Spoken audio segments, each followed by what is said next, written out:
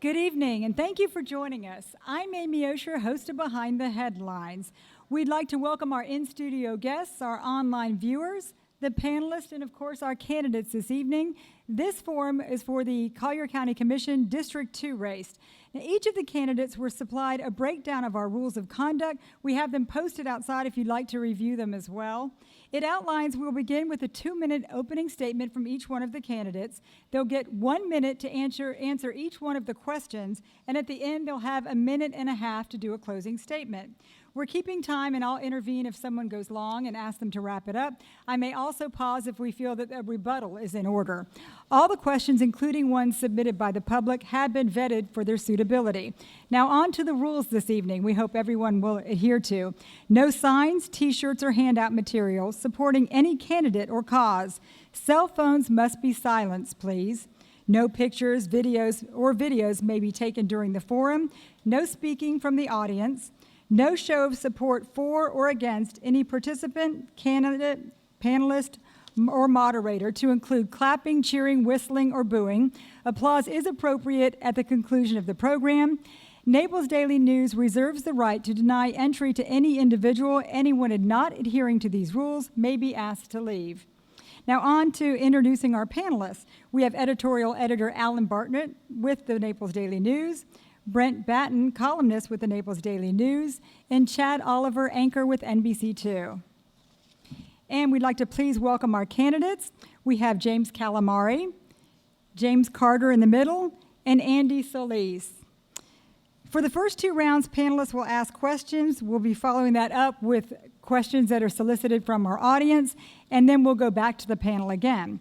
So let's begin with our opening statements. Would you like to begin, Mr. Calamari?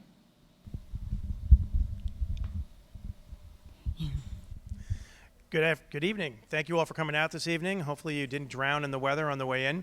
My name is James Calamari, and I'm running for Collier County Commission in District 2. I've been living in Collier County for 20 years. I have lived on the same street for all 20 of those years in District 2. I was educated with a bachelor's and master's degree in District 2. However, I can no longer say that because they redistricted, so now my college, which is Hodges University, is outside of District 2. I'm a boots on the ground guy. I have 30-plus years of government experience, the last 8 of which are with Pelican Marsh CDD, which is a local special purpose taxing district here in Collier. So I have current experience in budgeting and working in government in this county. As far as my background, I'm from the fire department. I was paramedic from New York. I have also been a deputy commander for the state medical response team and for the federal national disaster medical system. A lot of people spend their lives on the sidelines of history. I've actually been boots on the ground. I was at Ground Zero. I was in Louisiana for Katrina. I was in Texas for Hurricane Ike, and I was right here serving for 4 months in Lee County for Hurricane Charlie, Francis, Jean, Ivan, Larry, Curly, Moe, and all the rest of the ones. For those of you that live here know what I'm talking about. And also we did a special response for the Haiti earthquake where we went over to Homestead Air Force Base. So I didn't spend my time in an air-conditioned office watching history happen on TV. I was actually boots on the ground. I'm an operations guy. I've got the educational background, I've got the experiential background, and I've got the years in government service to be able to do this job. And it's time for me to get in there and do that. I'm not a politician, don't plan on becoming a career politician. I'm an operations guy, and that's my goal, to do the best I can for the people of Collier County. Thank you again for coming out this evening. Thank you very much. If you could pass that over to Mr. Carter. Good evening, ladies and gentlemen. Thank you for being here. It's a pleasure to be hosted by the Naples Daily News. I'd like to clear a couple things up front. First of all, my name's Jim Carter. I'm not Eric Carter. He was here last night. He's running for the school board, and a lot of people think, are you related? And the answer is no. We're 2 different people. I am the most senior person in this campaign, and as the great Ronald Reagan once said, I will never let my opponent's youth and inexperience get in the way in this campaign. They're good men, and I've enjoyed working with them over the last couple months. We're losing 3 of our 5 experienced commissioners, and that's a big gap to fill. And I want to bring that leadership, experience, and knowledge back to the county commission so that we can make that transition during this gap as we try to do everything that we can do to move forward in all the items that are in front of us. I've lived here for 37 years. I've been 25 years in District 2, raised my children here. Jane Carter, my partner, and I ran Carter and Carter Enterprises. I am an expert, if some say, in strategic planning, team development, and team leadership. I resigned from that position in 1998 to run for the Board of County Commissioners. I stepped down because I wanted no conflict of interest so that I could do the job. Now, while I was there, they gave me a nickname. They called me the Can-Do Commissioner. And the reason for that is, under community character, I initiated the strongest ordinance in the state of Florida for sign control. You see no pole signs, you see no neon, you see no billboards. It was a part of keeping Collier beautiful. In the environment, I worked with the Pelican Bay community to reopen Clam Bay Pass, to preserve that estuary, and stop the die-off of the mangroves. I worked with developers up in the north part of the county by Wiggins Bay, where we preserved an enormous amount of acreage so that we could have that wetlands in perpetuity. Started the first water conservation program. It was called Every Drop Counts. We're going to have to ask you to wrap up, please. Okay, thank you very much. I'm looking forward to doing this tonight, and those are some of the things that I have done, and I will continue to work hard as your next county commissioner from District 2. Thank you. Now, Mr. Solis? Thank you. Good evening, everyone. Thank you for being here. Thank you to the Naples Daily News for hosting us. My name is Andy Solis. I'm a native Floridian. Actually, I was born in Lakeland, grew up in Gainesville. I moved to Naples in 1993 and raised my family in District 2 in the Pine Ridge neighborhood. I've lived in District 2 since 1994. I came here as an attorney. I've practiced law in private practice in Collier County since 1993. And what I think is very important is in the last 4 or 5 years, really, I've been involved in the 3 issues that are most important to Collier County today: growth management, natural resources, and economic development. Those are the 3 issues that I see for the future that are what's going to be driving Collier County. And we need to handle those very, very carefully. I've served on the Planning Commission for the last year, and I resigned just recently to run for office. So I've been dealing with the growth issues as they are today. The growth issues we have today are different than they were in the 90s. That's very important. Also, with regard to natural resources, the Planning Commission also sits as the EAC, the Environmental Advisory Council. So we reviewed the environmental issues that were coming forward related to the growth as it is today. But most importantly, I think, is in order for the county to be sustainable in the future, we have to diversify the economy. And for the last 3 years, I've been on what's called the Opportunity Naples Committee that has surveyed the county. A strategic plan was prepared, and we're now implementing that plan on how to diversify the economy.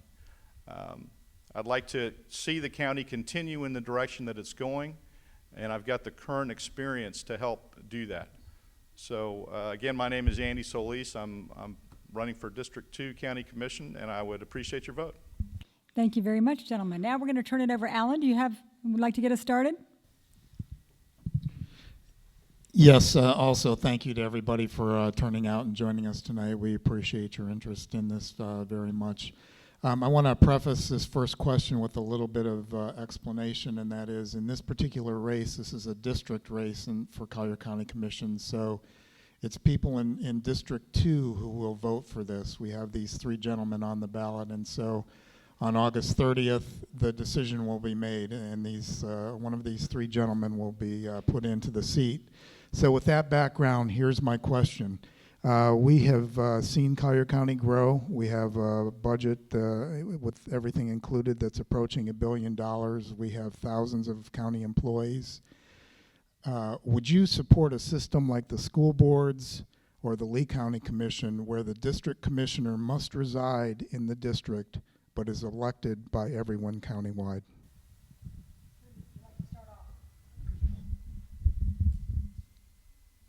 Yes.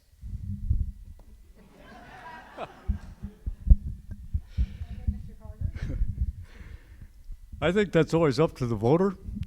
I've had that question asked before and a number of occasions, and people have different opinions about this. They'd like it countywide, some want it in the district because they feel if you reside in a district, you represent the interests of that district, you deal with their issues, you're closer to them than if you have to run countywide. So I think it's a mixed question. Would I support it? I would support the initiative for the discussion to put it on the ballot so everybody would have an opportunity to voice an opinion about it, but I will not answer that question yes or no. I think it's up to you, the voters, to come back to us and say, this is what we want. And if that be the case and I was running, I would follow the rules. I agree. I think that's a question that should be put to the voters. Each district has its own characteristics. The issues in District 2, I think, are very different than the issues in District 5. So I think there is some merit to having a district commissioner that represents a set constituency. I think there is some valid reasons to have it that way. But if we were to make that change, I would agree. It would have to be put to the voters, and the voters in Collier County would have to make that decision.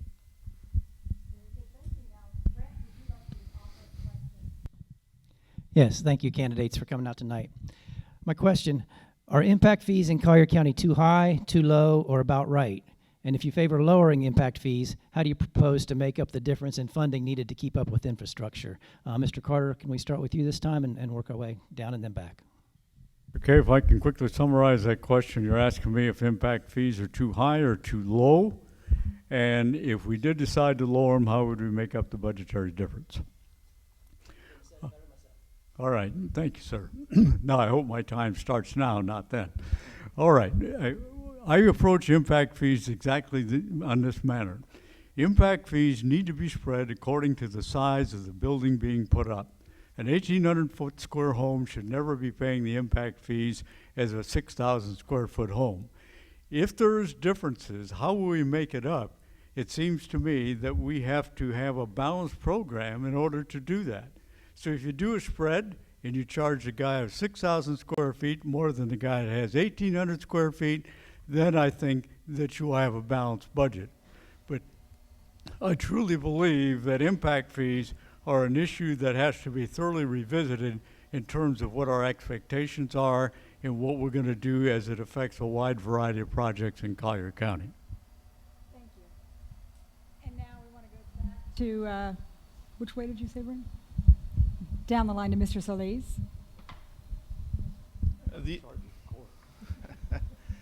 The impact fees structure as we have it today is certainly, in my opinion, as high as it should go. But I think the bigger issue is whether or not the impact fee is actually working and whether it's fair. I think we need to revisit how the impact fees are assessed. Impact fees in one part of the county being the same as in another part of the county in many instances don't make a lot of sense. An impact fee on a home in, for example, District 2 being the same essentially as an impact fees for a home in Eastern Collier County or Immokalee seems to be unfair in some respects. So I think one of the things that I would propose if I'm elected is that we need to revisit the impact fee structure, whether we come up with a sliding scale of some kind or a different process for assessing them. I think that is one of the priorities that we should have as a county, is to look at that issue. Thank you. Mr. Calamari. I agree. We need to look at the impact fee structure, but it needs to be commensurate with the actual impact that's being created. An example that was just used was impact fees in District 2 versus impact fees in District 5. The the infrastructure that those impact fees are supposed to be helping the cost offset are not going to be the same, because the infrastructure already exists in District 2, where in some areas of District 5, the infrastructure doesn't exist, and there is going to be more significant impact in those areas. So we need to look at the bigger picture of what those fees are doing. Are they being used properly? And how can we figure moving forward to make those more cost effective, where we're not going to lose money, but we're also not going to hurt developers as well? Okay, great. And we'll have Chad Oliver will conclude this round of questions. Well, let's stay in the same vein of housing, and Mr. Andy Solis, you can take this first stab at this one. You mentioned three main issues that you see are growth management, natural resources, and economic development. So when we talk about economic development, we need a workforce to fill these jobs. Do you see a role in the Board of County Commissioners in providing or spurring more modest, affordable housing for workers who want to live and work in Collier? Absolutely. The Opportunity Naples study that was created and the strategic plan that was created that we're implementing now identified affordable housing as one of the main hurdles to diversifying the economy.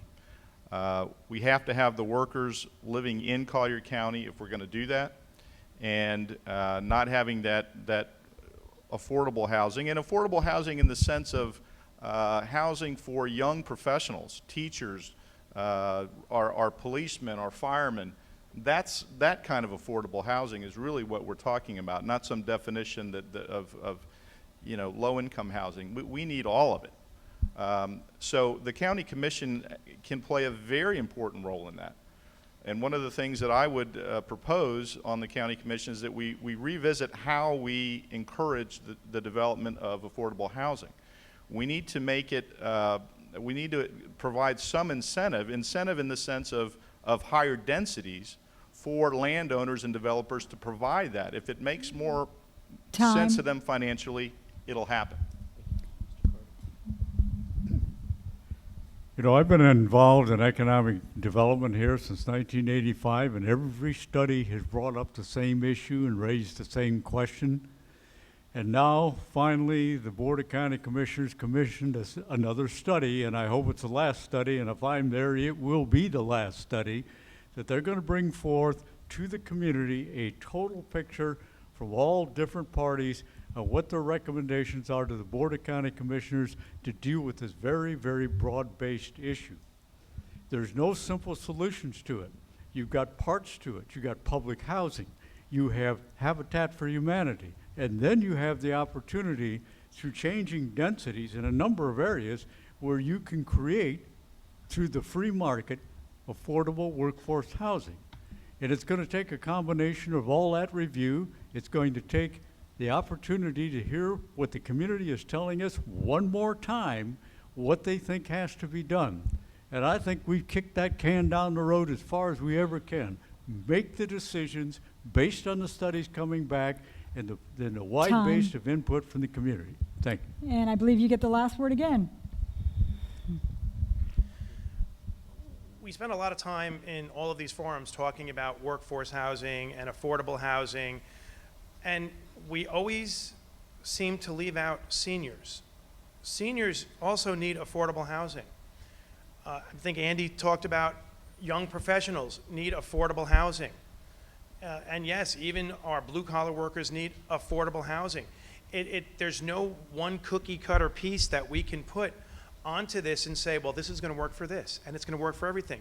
It's not going to work for everything. We have to look at diversification in our housing and make sure that that diversification is intelligent by partnering with our developers and say, hey, look, we want to be able to make sure that our seniors that are downsizing and have fixed incomes have a place to live. But we also want to make sure that we can get professionals, doctors, lawyers to move into our communities. And it's going to take incentives from the county commission. It's going to take partnering with those developers to make sure that we can get that done. And I think the responsibility of the county commission is to make sure that we do have those partnerships.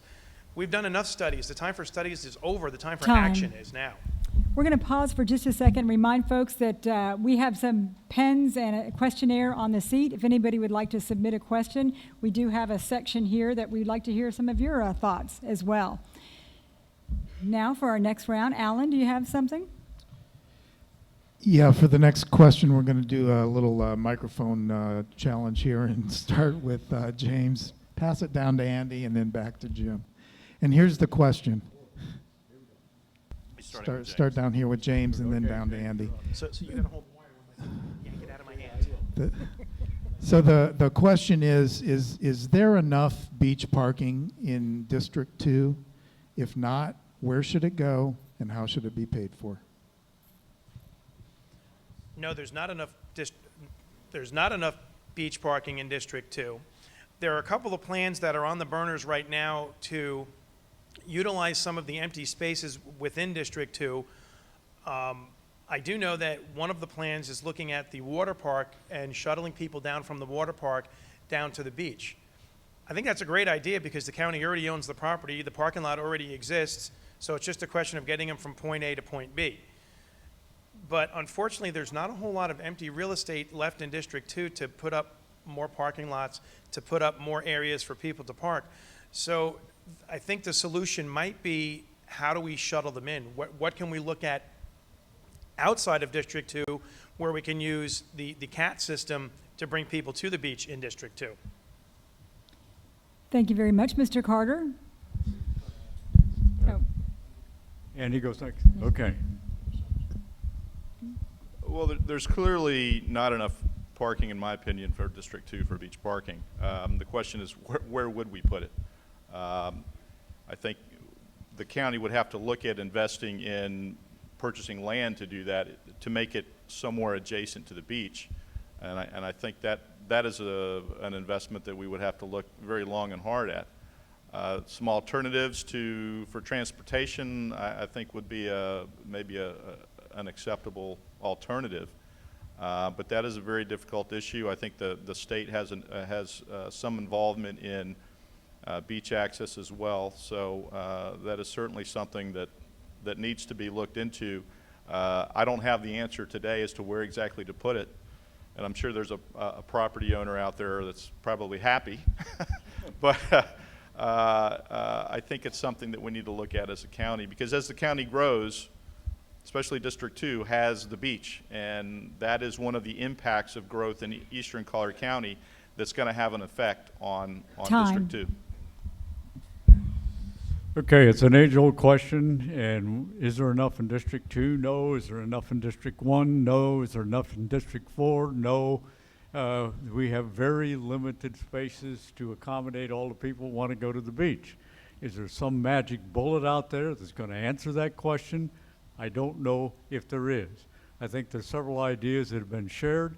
I think the commission is going to have to look at what are the best alternatives we have. Can we acquire some property somewhere that could be converted into 2 or 3 stories of parking? And what community wants that? You know, there is no simple solution to that. But what we need to do, as always, is continue to look to find out what a possible alternative might be to help the situation. After we get out of season, it's really not a problem. So it's a seasonal thing, and the difficulty is that you don't have parking, you don't have roads, you don't have a lot of things just to handle season. thank you very much. Brent, would you like to add a question? Sure. Speaking of the beach, with growth creating a demand for housing close to the beach, we may see more requests for high-rise developments on the outskirts of Naples, similar to the one recently approved in the Gateway Triangle. How would you balance property rights with the need to maintain the character of the existing neighborhoods? Mr. Calamari, the microphone's closest to you. You want to take it and work right down? So it sounds to me like you're asking, do we want to knock down something small and put up something big? Is that kind of where you're headed? There was something small there, now there's something big. Right, there. but that's the direction we're heading in. Naples and Collier County is a beautiful town, and I think if we start, taking things down and putting up these tall buildings, in a very short amount of time, it's going to look like Miami. And when it starts to look like Miami, comes all the other problems that occur in Miami, and I just don't think that's a good idea. There is plenty of real estate, there's plenty of land, and there's plenty of building opportunities outside of District 2, off the waterfront, that we can look at building vertically and look at building multi-unit dwellings, where that would be better utilized for highest and best use than it would be to start blocking our view of the Gulf and start turning this into a sprawling metropolis like Miami. I don't see the need for that. I think we need to look east, for better opportunities to do that. Okay, Mr. Carter? It's a very challenging question. And here's the problem as I see any time that you start doing this.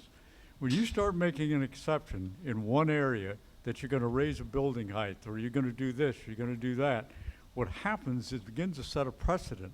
And pretty soon you have lost your community character because you're acting on each one of these things individually versus going back to a strategic plan that says, wait a minute, this is what we can do, this is what will work for us. We don't want to East Coast to West Coast, and if we don't be careful, we're going to find that when you start making exceptions, you're going to run into an enormous amount of difficulty in trying to balance property rights against what the character should be of the community. I have no specific answers to it, but I won't look at this stuff situationally. I always look at what is the overall impact, what direction is it going to take us, and is this what we want Collier County to look like? Thank you. Mr. Solis? It is a difficult question, the balancing of property rights and the needs and the interests of the community surrounding those the properties where this would be proposed. Number one, I think what's important is transparency. We have a public hearing process for rezones like that, and we need to make sure that that process and the input that's being given from staff and from the public and from the landowners is transparent, number one. Number two, for District 2, I think we have to look very critically at whether or not we want to continue allowing those kinds of high-rise developments because of the infrastructure. Vanderbilt Drive is still a two-lane road. I think it was a two-lane road when I moved to town. Wiggins Pass Road is a two-lane road, and it's the same road, I think, that was there when I moved to town in the 90s. So I think the issue really is looking at the land development code and treating it as a process much like a court proceeding. They have to meet the standard for a rezone, and we have to treat it that way. And Chad? Show of hands, how many people in the room tonight live in District 2? Okay. Here you go. Here's a District 2-centric question that's in the news this week. Let's begin with Mr. Jim Carter. You mentioned earlier, Mr. Carter, about a study regarding affordable housing. Well, earlier this summer, Collier County Commissioners hired a group to do a sports tourism study, and the company told commissioners the demand for sports tourism is here, but the facilities are not. Would you, if elected again to the Board of County Commissioners, be in favor of expanding North Collier Regional Park to add more sports fields? I think North Collier Regional Park is not the best option to expand sports activities. And the reason I say that is you got a number of environmentally sensitive lands out there. I think there are other options to this. So do we need more sports facilities? Yes. Do we have other opportunities where we can do that? Yes. Should we take a piece of land and develop a multiple sports complex? Yes, I will do that, I will support that, and I will look for that. I will do that versus ever approving or even thinking about bringing a single source professional baseball team here that'll leave us in a situation where we're indebted and where we don't achieve what we're looking for. These facilities, whatever they are, must be available to all the residents of not only of District 2, but Collier County. So again, I will support, but not at that location. There are others that have been identified and I think will work out a lot better. Mr. Solis. Thank you very much. This particular issue relates to softball fields and some soccer fields, as I understand it. And I've actually looked at the 4 options that were proposed.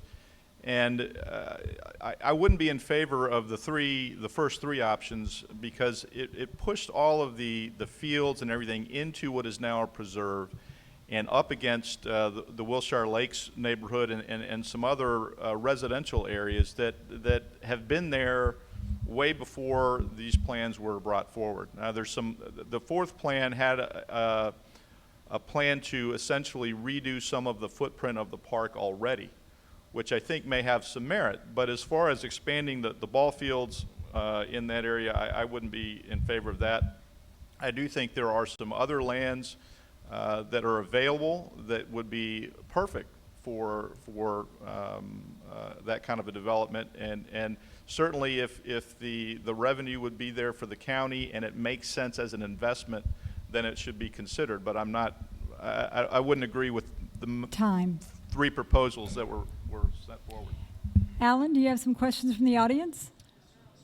Oh, I'm sorry. Calamari. Sorry. We didn't want. Of course we give you some. Exactly. I think it's prejudice.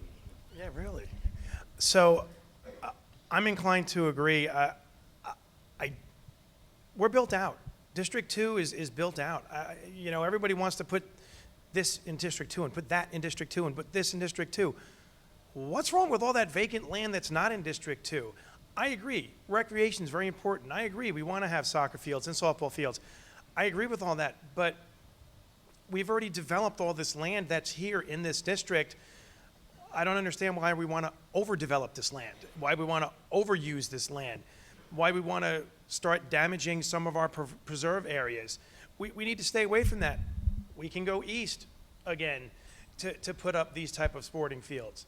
I would be in favor of sporting fields, but instead of specifically saying, let's put up a soccer field, let's put up a football field, let's put up a baseball field, why not let's put up a multi-purpose field that can serve all of those purposes, you know, and just if we have a decent Parks and Recreation department, they know how to reline or restructure or reuse each of those fields as necessary.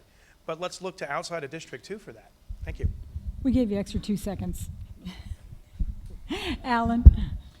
We also solicited questions from readers and also through social media. So this is a question about an area that's not overdeveloped. What would you do to capitalize on the artificial reefs to bring more visitors and business opportunities to our community? Let's go ahead and start with Andy on this one.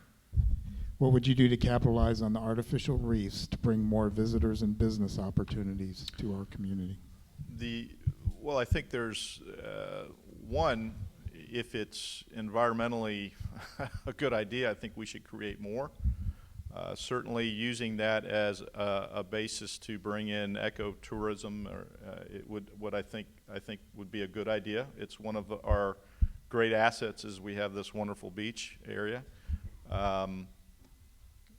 I don't know that the county is marketing that as one of the attractions that would bring people to Collier County, but I certainly think that it would be something that we should consider. The creation of more reefs and better areas for fishing would also be something I would be in favor of. Thank you very much. How many in the room are familiar with the Paradise Reef Project? Saw it on PBS? This is absolutely a phenomenal project. And will it bring more tourism to Collier County? I believe so. Who's responsible for that in Collier County government and making that happen? We have a Tourist Development Council. We have a whole department that's dedicated to that. So I believe, yes, this will help our tourism, and it'll bring different people here who want to fish and dive and have the opportunity to really enjoy something we didn't have before. And you know, the good news about this was done as a private effort. It was a public-private effort. The government stayed out of it. The private enterprises built it. Government was there to get the permits and to check and make sure it was done correctly, but we didn't fund it. And that is the good news, and that's why I think it's such a positive project, and we ought to continue to do these things in the future. Thank you. Now, Mr. Calamari. It's very hard to follow you two. I don't like going last. I agree. I agree with everything that's been said here. Only positive can come out of that. I'm a diver. I like to dive, and yeah, it'd be great to be able to have more reefs that have more, you know, species that are starting to hang out in those reefs, and to go dive and see those things. And yes, I think that this might become a great dive destination vacation. You know, people that want to, oh, let's go to Naples. It's great. Oh, yeah, the diving there is great. I've never heard anybody say that. But wouldn't it be great if they did? Think of what that would do to our tourism. Think of the money that would be spent in here, in our hotels, in our restaurants, in our retail outlets. Yes, I think it's a great idea, and I think that we should encourage programs like this. And the fact that that was funded privately, that's even better. No money out of our tax dollars. So yes, I'm all for it. Very good. Brent? Oh, Mr. Calamari, you go first this time, all right? From the audience, an audience member asked, what would you do to help small business owners and reduce the cost of doing business in Collier County? This question's come up at several forums, and it's a fantastic question. We need to nurture our business owners here in Collier County. It's very disheartening to see, a new business open up, and you're all excited. Oh, this great new business, and you do business there, and then he doesn't make it. 2 years down the road, suddenly the doors are closed, and you're like, wow, I used to like that place. And I wonder, what could we have done? What could we, the people, have done? There needs to be some sort of incentive programs or something that we as county government can do to make sure that we have vibrant, vital businesses here in Collier County that are able to sustain their business, that are able to maintain their business and not take their business elsewhere. I know that a few of them have moved out of the county. They're still in business, but they left Collier County. So maybe we need to look at tax breaks. Maybe we need to look at some sort of partnership where we ask them, what do you want? What can we do for you? And I think that's probably where the answer might lie. Let those businesses come to us with some ideas, and we can entertain that. It's always a struggle for a small business to get started, to be able to do what they intended to do. And many times it's government that gets in the way.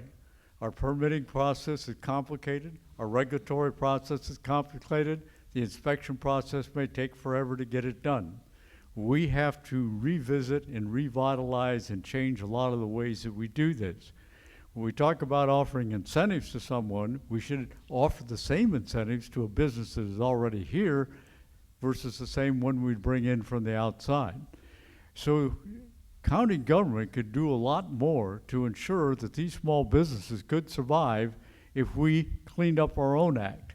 The second thing, probably one of the best kept secrets in this community, is the incubator where you generate new ideas, and then we have the great Naples Accelerator that has been designed so that companies can come and they can work and they have a place to go and they can get guidance and development. It's fee-based, but it's a 501(c)(3). Time. And they've been an enormous help to this county. Mr. Solis? The question related to existing businesses? The question is phrased from the audience. What would you do to help the small business owners and reduce the cost of doing business in Collier County? Okay. First off, we need to protect and support our existing businesses in addition to trying to attract businesses to diversify the economy. For small businesses especially, time is money. And if a business wants to expand, we need to come up with a streamlined process for an existing business that's already here to go through the permitting process. And whether that involves including the Office of Business and Economic Development as part of the community development services to expedite that kind of a process, we have to streamline the process. I think a lot has been done so far, but I think there's a lot that can be done to improve that. One of the issues I know that's come up over the years is the issue where there's a county fire official and then there's the inspections by the fire chiefs themselves in each fire district. And many times someone that's trying to open a business and is building out a business space gets caught in a loop there, which becomes very, very time consuming. We need to shrink that time. And Chad, do you have a question from our audience? Okay, and I know we're running short on time, so we ask that you keep your answers on the 1 minute spot. Mr. Carter, can you pass the mic to Mr. Calamari? We're going to give him back-to-back first stabs at this one. And I want to start with Mr. Calamari because of your background in this area. Member of the audience wants to know, what is your position on further merging fire and EMS, and if merged, who is best to oversee it? Yes, I would support merging the fire departments in Collier County. This has been done in other places. New York City comes right to the top of the list because that's where I used to work. And the fire department took over EMS It cut costs, it saved tax dollars, and the system has been working ever since they did it back in 1998 or something like that. I don't think the Collier County Commission, we have enough on our plate. The commission's going to have enough on its plate. I think a standalone fire commission, which is what we have now, should continue to run the fire department and continue to do the job that they've been doing so well. There's no reason to mess with that system. However, by merging the two departments and decreasing some of the infrastructure of both of those departments on the manpower level would only save taxpayer dollars and make for a more streamlined, more efficient system. Thank you. Thank you, down to Mr. Carter. This will be a subject of discussion a lot during this commission race. It will be discussed a great deal in the next couple of years. First of all, we're in a consolidation process of the fire departments. I think we got to digest what we've already done. EMS and the fire departments are working well together. They finally worked out some of their differences. At what point do we merge the two? We don't even have an idea yet what that structure would look like. The key here is always the person that is injured or needs assistance doesn't care whether a fire truck arrives or whether an EMS vehicle arrives. All they want is service. We got to keep our eye on that. I don't think it's up to the Board of County Commissioners at this point to try to take on another initiative beyond what we're already doing, is that we are working with the fire districts, encouraging them to absorb this consolidation, and we're taking a hard look at EMS to make sure that that supports and works well with the other units. Mr. Solis. My view on this is really that we need to look at what's the most efficient way of providing these essential services and what is the best way to provide the highest level of service that we can provide. And I think this is something that the County Commission needs to continually review. I know the issue of whether the fire districts or the county provides EMS service has been a subject of debate, and that is something that needs to be reviewed on an ongoing basis. I think we need to review it in the next year and see what can we do to provide the highest level of service and what is the most efficient way of doing that. And whatever that decision is, then that's how I would view it. I would be in favor of that. Okay, now hang on to that mic. We're going to have you start us off with the closing statements. You have a minute and a half. Well, thank you for being here. This is, I think, our last forum, and it's wonderful to be able to talk about the issues as they stand today with everyone. The issues, again, today are different than they were in the 90s. And I think that we need to have county commissioners, number one, that are involved in those issues today. Growth management issues were different 20 years ago. The pressures on our natural resources today are much different. 20 years ago, we didn't know what fracking was. We'd never even heard of it. And economic development was something that really, we didn't even have an Office of Economic Development in Collier County until a few years ago. So they're not new issues, but they're different in how they impact the county. We need a county commissioner in District 2 that understands that, that's been involved in those issues, and in real time. I also think that, and this has been brought up several times, that county commissioners, that being a county commissioner should be your job and the only job that you have.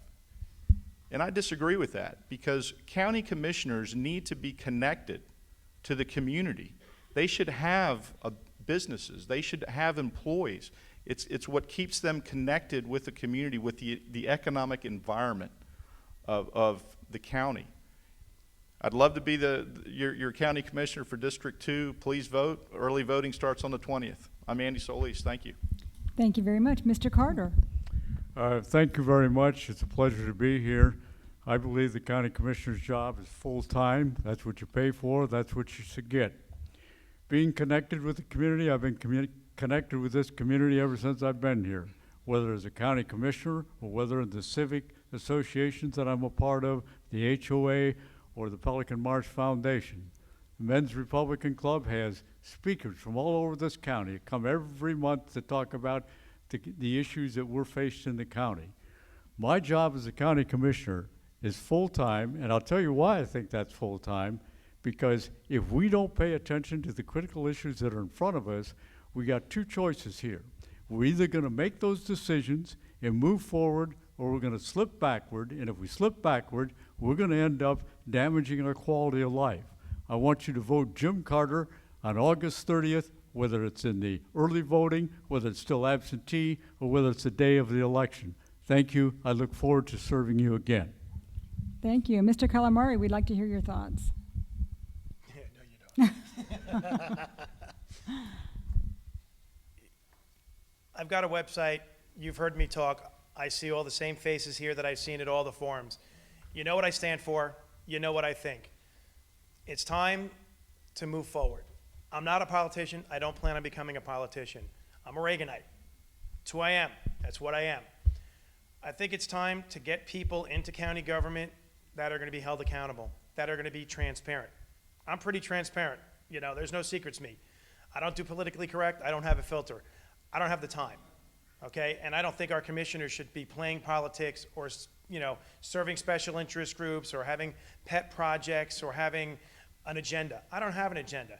Well, you know what? I have to take that back. I have one agenda, and that's to do the best job that I can do for the people of Collier County, to do what the people want. Not what I want, not what I think is best, but what the people think is best. What's your, you know, I'm your commissioner. Yes, I'm coming from District 2, but I'm your commissioner. I represent the entire county. If you think that's what you want in county government, I'm the guy to vote for. If that's not what you want, you have two other choices. August 30th is coming up pretty quick. I do ask that you get out there and vote regardless of who it's for. You need to be heard. Thank you. Well, thank you to all the candidates, and that concludes this forum. We have two more this evening, but we'd like to applaud for all the District 2 candidates. We are going to take a 5-minute break now so people can regroup and we can bring our next set of candidates. It'll be the District 5 candidates up next.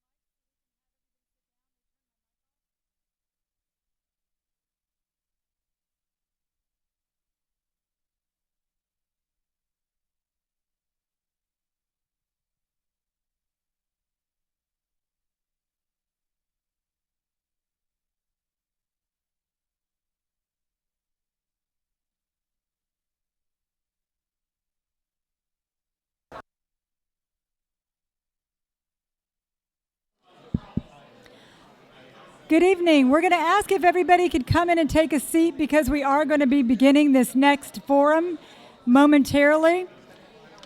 If everyone's standing, can either come in and get a seat or make way for someone else who is attending. We'll be doing the District 5.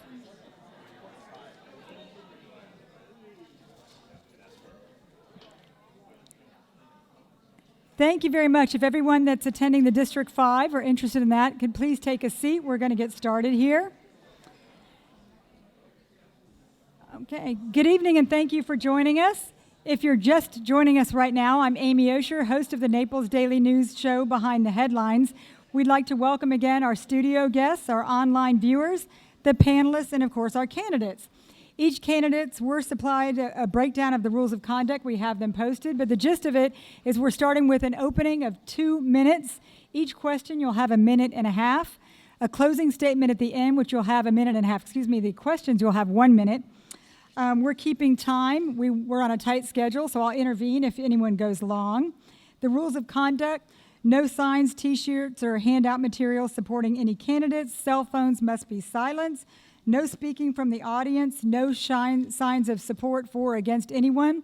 That includes clapping, cheering, whistling. We'll have applause at the end of the program. Now to introduce our panelists, we have editorial editor Alan Bartlett with the Naples Daily News, Brent Batten, columnist for the Naples Daily News, and Chad Oliver with NBC2. And now we'd like to welcome our candidates. This is the District 2 Collier County Commission race. We have next to me, we have Randolph Cash next to me. In the middle, we have William McDaniel Jr., and on the far end, we have Douglas Rankin. The first 2 rounds will be questions from the panelists. Then we'll have some, hopefully, from the audience. You each have a card there. If you'd like to jot down a question, we'll come around and pick those up. Why don't we get started now with the opening statements? And Mr. Cash. Great. Well, thank you very much. It's a pleasure to be here, and let me add my thanks to Naples Daily News for this forum and for all of you that are taking the time to be involved in your local government. I am Randy Cash. I'm running to be your commissioner in District 5. A lot of you are sitting out there wondering, well, just who is Randy Cash and why does he want to be county commission? My family and I have been here in Collier County for 22 years. I've been involved in various veterans groups and civic organizations during that time. I'm also a retired Army officer and a combat veteran, having served in Iraq and Somalia. I have a degree in politics and public affairs from the University of Miami, go Canes, and I'm also a graduate of the U.S. Army Command and General Staff College. Additionally, I own a small business here in Collier County in the aviation industry. I have 38 employees in 4 states that we work in doing the aviation stuff. I also worked on Capitol Hill as a congressional affairs officer for the United States Army, and I sit on 2 national committees with the American Association of Aviation Executives. So why am I running? I consider service on the county commission as a civic responsibility and not a political career. I'm concerned about the growth that's coming to Collier County and the resources, as we all are. My background in aviation, government contracts, budgeting, planning make me a good candidate for your commissioner.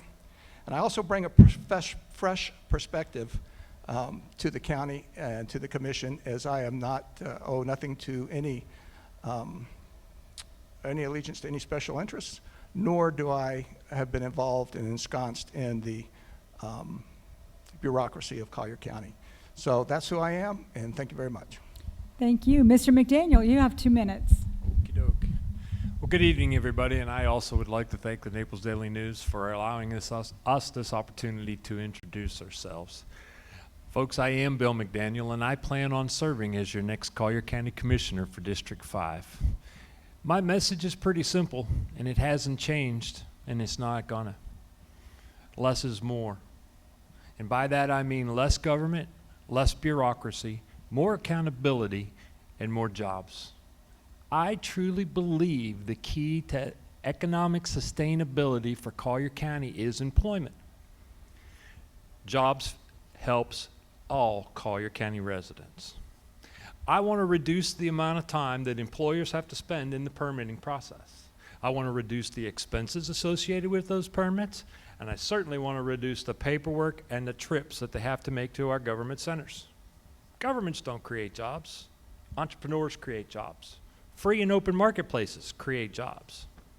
Now, as far as accountability goes, I believe that if our Board of County Commissioners would regularly demand transparency, we can force accountability and get to the facts. Now, we are a public entity. There's always going to be politics and there's always going to be emotion. And frankly, far too regularly, politics and emotion guide our decision makers. I would prefer that we make our decisions predominantly based upon facts. Now, please, when you have a moment, visit my website, votebillmcdaniel.com, or my Facebook page, Bill McDaniel. My resume and my credentials are all out there, and I promise you, if you read all that, it will assist you with your issues with insomnia. Thank you. Thank you. Mr. Rankin. Thank you very much. My name is Douglas Rankin, and I am running to be your District 5 County Commissioner. I'm also running for re-election as Republican State Committeeman. I have held that office for 8 years. Between that and my other involvements, I have been on more civic associations than I can count, and I've not only been a member, I've been a board of director or a president of many of them. I've been involved in more governmental committees than I can count, and I owe no special interests anything. I am the one in the late 90s that helped put 3 county commissioners and a county manager in jail. At the state party, where I'm one of the 37 board members of the Republican Party of Florida, 42 of us went against the then sitting governor and the leadership of the party and put Mr. Greer in prison because he was a spendthrift and a crook. Locally, I helped expose a school board official that had problems in the old days. I'm for honesty in government. I also have no learning curve. I am an attorney, but I only do estate planning and residential real estate transactions. I do not do development. I have no interest in District 5 other than my home. And I am also grew up in an accounting office, so budgets and books are nothing new to me. I also have I've lived in this community for 32 years, and I grew up right up the coast in Bradenton, Florida. And if you want to see how not to do growth and how not to do things, go there. They'll show you. That was back in the bad old days. I want to bring that experience and the experience I've had here working with commissioners, city officials, county officials, various government boards to help make growth work smartly here. And also to keep taxes low, cost-efficient, effective government. People spend way too long permitting. I also have business stability and savvy. I'm probably the most stable attorney in this community. 32 years, 2 firms, 3 fiscal locations. Please check out my website, DougRankinDistrict5.com, or Google me you'll find nothing wrong. Thank you very much, gentlemen. Alan, would you like to get us started? Yeah, thank you, Amy, and thank you, gentlemen. Just to set the stage a little bit, what we have here are these 3 gentlemen who are running for the Republican nomination in this particular district. There is a Democrat on the ballot on November 8th, so whoever wins among these 3 gentlemen will be back for another round, we hope, and October when we'll have a debate of that. And so here's something that's getting a little conversation now, and we'll probably continue to November 8th and beyond. Do you favor another Interstate 75 interchange in the Golden Gate Estates area, and if so, where should it go? Would you like to start that? I believe we do need another interchange. I'm not exactly sure where it needs to go. I'm not really in favor of the Everglades interchange because we've tried that and Everglades Boulevard, and we've had issues with that. I would advocate as we build Rural Lands West, where our next big growth in the District 5 is going to be, is that we look at running part of the road down through into an interchange down there.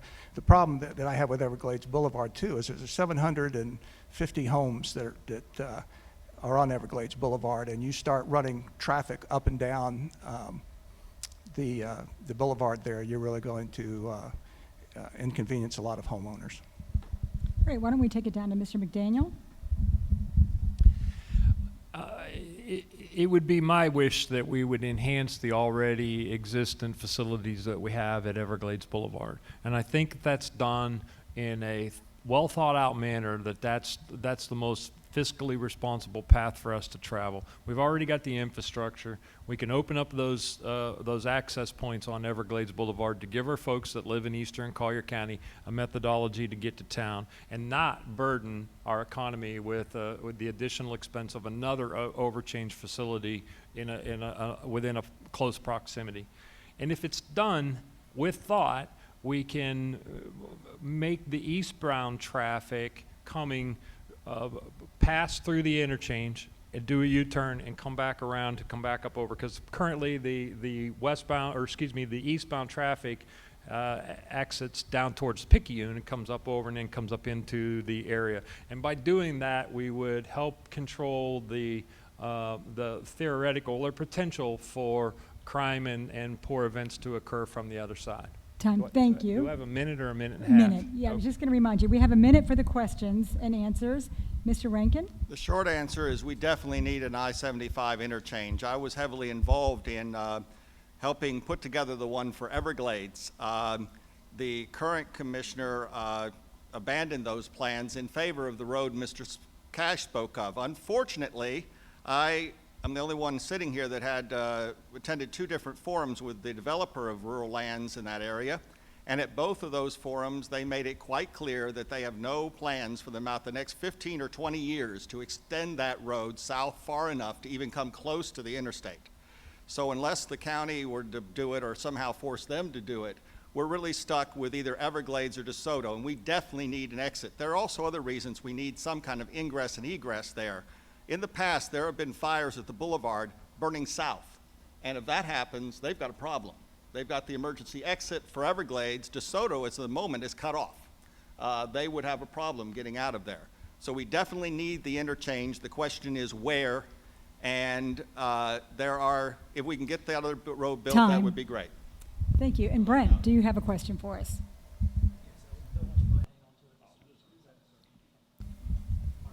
Fees in Collier County too high, too low, or about right?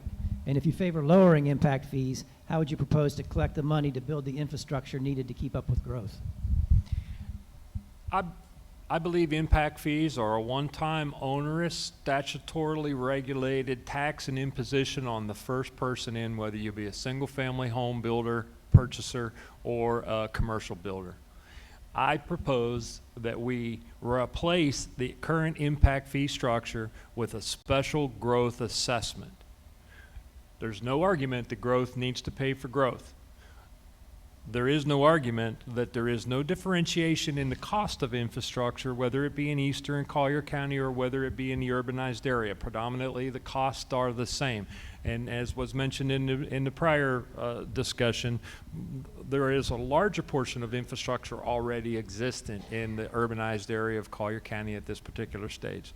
So I propose that we replace the impact fee structure with a special growth assessment. Thank you very much. Mr. Rankin? Yes, I'm not in favor of raising any taxes, period. I'm a good conservative Republican, ask anybody that's been around me. Number 2, impact fees do need to be changed. There's one word in capitalism, it's called competition, and we happen to have in District 5 something called a Immokalee. And I used to represent the middle class in some of the middle class in Immokalee. Unfortunately, they all moved to Hendry County because the impact fees there is 0. And they left because why should they pay us a dime? Also, for a long time, Habitat for Humanity, on whose board I sit, and I'm very proud of it being successful, but we shouldn't have been basically the only home builder in Immokalee. And because we were getting impact fee deferments. We need to have a graduated impact fee, because right now the impact fees, developers will tell you, push you towards a $500,000 house. And we need houses along the entire range. So we need a graduated fee, and we need to look at some kind of adjustment for a place like Immokalee. Currently, the only place that has an adjustment that I'm aware of is Everglades City, because you can't build any more roads there. Time. Mr. Cash? Question again? Impact fees. Okay. Okay. Yeah. I actually believe that you should not pay an impact fee for the same house that you build in Immokalee that you built in Naples. Right now, it's like $23,000 impact fee for building a house in Immokalee, and the same for building a house in Naples. So I believe that we need a sliding scale, as it's been mentioned already, to help us encourage housing development, and it also will encourage us to for professional housing to bring the prices down a little bit, that we can get some of the professional housing in here also. Thank you. Now, Chad Oliver has a question for you. Chad, you want Doug to go first? Yeah. Yes, we'll give Douglas Rankin the first stab at this Thank one. you. And Mr. Rankin, you mentioned in your opening comments, people spend way too much time permitting. I mean, many candidates often say, you want to spur economic growth, you want to cut through the red tape. How do you accomplish speeding up the permitting process? Specifics. I believe in two things: zero-based budgeting, and, for lack of a better term, zero-based regulations, and also regulation sunset and review. I had a friend of mine, and has a restaurant in North Naples. He wanted to put a patio out front on his own property. He's isolated from other businesses. Took him a year to get a permit. I had somebody approach me on the campaign trail that said they put up awnings, and if they stick a pole in the ground in a shopping center that happens to be in a PUD, they have to amend the whole darn PUD. Give me a break. Something wrong there. Killing trees and pushing paper does not help the environment or make smart growth. And we need to have regulations in place for sure. And we need to have smart growth, but we do not need to simply bankrupt people in time delays and unnecessary regulations. Yeah, I believe that we have some serious work to do on our permitting process, but the first thing we've got to do is take a look at the process and determine really how long it takes. I mean, I've been a homeowner and a building owner, and we've gone in there and renovated, and it's taken a year to get permits. So first thing we got to do is go in and take a look. That gives us a starting point to go in and review where we can make changes, and smart changes, that's going to reduce the permitting time and reduce those costs. And that gives Mr. McDaniel the last word. There we go. And I also mentioned I want to reduce the amount of time that our employers have to spend in the employment processes. So it's a similar process. And I believe the simple answer, there really isn't a simple answer, other than the systemic failures or obstacles that we currently have existing in our county government on a regular basis. Systemically, we are fighting the entire permitting process at large. I believe that a large portion of the issues that are imposed upon our employers and people that are pulling permits are imposed upon us by the state, at the state level.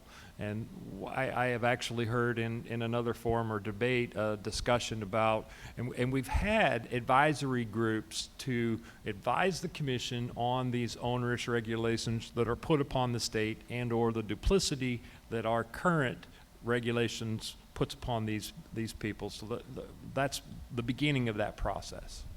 Thank Did I answer you. your question? Okay. Alan, it's back to you. Randy, I guess we're going to you first on this. We're hearing from leaders in Immokalee that they still feel like the stepchild in Collier County. Do you agree with that? And if so, how would you address it? That's a very good question. I've spent a lot of time out in Immokalee. My wife taught school out in Immokalee at Immokalee Middle School for 9 years, so we've been involved in the community out there. Great community, diverse, wonderful people out there. During the campaign, as I've talked to people out there in Immokalee, they do feel that they are the stepchildren and they've been left out in the county. And so what issues are they bringing to me? Well, the biggest issue that I have, or they have brought to me, is the lack of a hospital, the lack of a 24-hour emergency room out there. They have some clinics out there, but they're not open 24 hours and they're not staffed to do a lot of things. So one of their big issue is hospitals. The other issue that they bring to me is getting the traffic off Main Street there, 29, and rerouting it through Newmarket. They want to get those trucks off there so they can help develop that downtown area a little bit. So there are some issues, and Immokalee will be taken care of. Thank you. Mr. McDaniel. I propose that we turn Immokalee into the economic epicenter of Collier County, and it's done quite simply with infrastructure. You talked about an interchange down on I-75. I think that an enhancement to the interchange on Everglades can work. We need to also enhance the interchange that already exists at 29 and 4-lane State Road 29 all the way to town. We bring another 4-lane highway from State Road 82 and 29 into town, and that leaves the municipality one other road to 4-lane, which is Immokalee Road in some form or fashion, at which point we've brought 3 4-lane roads into town. We swapped the airport over to a controlled airspace facility with a passenger facility and a FedEx hub to take care of the single largest user of FedEx on the eastern seaboard, which is Arthrex. Infrastructure is the key to success. The positive impacts to the urbanized areas, we will ultimately and inevitably see a reversal of traffic flows. The folks that live in the urbanized area have the largest issue with what? Congestion. Oh, I know, let's spend $4 million on median beautification. Thank you very much. Mr. Rankin. Yes, I will tell you, if I'm elected county commissioner, neither Immokalee nor Everglades City will know who I am. I will be there regularly, and yes, they are a stepchild. I have a very successful business owner come up to me during the campaign and say, look, when I was a kid, I went to play Little League Baseball and I had no place to go to the bathroom. And guess what's happening to his kid as we sit here today? He has no bathroom to go play Little League baseball out in Immokalee. Still, and that's what, 20 years later. And that's a successful businessman. They need roads. There's no question about that. We need to improve the airport. There's no question about that. Commissioner Nance was able to get us involved in a multi-county federal program that we're one of like 10 or 15 in the nation, that if we work well with our fellow rural counties, we will be able to bring a lot of things to that. We just got money, thanks to Matt Hudson and others, for that incubator out there. We need parks, they need roads, they need these type of improvements, and we need to have this incentive. If we switch to a graduated impact fee or find some kind of special thing for them, that will go a long way. I believe it's my turn. Brent? Okay. Bill, you already addressed this somewhat, but I'll give the other 2 candidates a chance, and I bet, I bet you can do another minute on this topic given a chance. I figured. How can Collier County best use the Immokalee Airport to encourage economic growth in the community? And you mentioned some ambitious plans. How would you pay for those? Well, and then as Mr. Rankin just briefly mentioned, we recently received the Promise Zone designation. That is it is a cumulative designation with our county, Hendry County, and Glades County. And the predominant funder by that is who funds the housing authority? Rural Development, USDA, I forgot. I'm chairman of the board of the Collier County Housing Authority, and I forgot who funds the dang thing. But the predominant funder is Rural Development. The USDA is a predominant funding source for that, and I believe that that is a mechanism that if we work together with Hendry and Glades County and think regionally, that we can bring some large federal dollars here to substantiate the necessary infrastructure expenses. Those things that I talked about, the 4-laning of the 3 roads coming into town, the expense associated with the enhancements to the airports are hundreds of millions of dollars that are in dire need to be expended in the eastern portion of our town. Thank you very much. Yes, the airport is a subject where we need to change something that's happened in the last 4 years. We used to have an airport advisory board that had people on it like the former chairman of Siemens. That's what used to make Collier County great, is we had all these retired men and women who had positions like that were willing to put their time in and help us get grants and get this funding and that funding and this company interested and that company interested, and we ran them all off. That was the biggest piece of insanity I've ever seen. We need to reestablish that. I was involved when I was much younger in an attempt to move the Braden-Sarasota Airport out to what you now know as University Boulevard. It failed. I know what to do and how not to do it. Also, I'd love to have Arthrex do there, but my understanding right now is their shipments are so large that the only airport in South Florida that can accommodate them currently is Miami. Not even Fort Lauderdale is big enough. But I don't know. If I can encourage them, you're darn right I'll do it. But there are many sources for funding like that. You just have to have some people there that know what they're doing to help you. Thank you. Mr. Cash. Thank you. Well, this is great because my background is aviation and in particular running airfields. I will tell you that Bill is correct. It's to fix the airport there, to be able to be a jewel for us in the county. It's a lot of money. We're talking hundreds of millions of dollars to fix the airport. I would advocate a private-public partnership. We've already talked with 3 different groups out in Immokalee that are interested in investing money in the airport.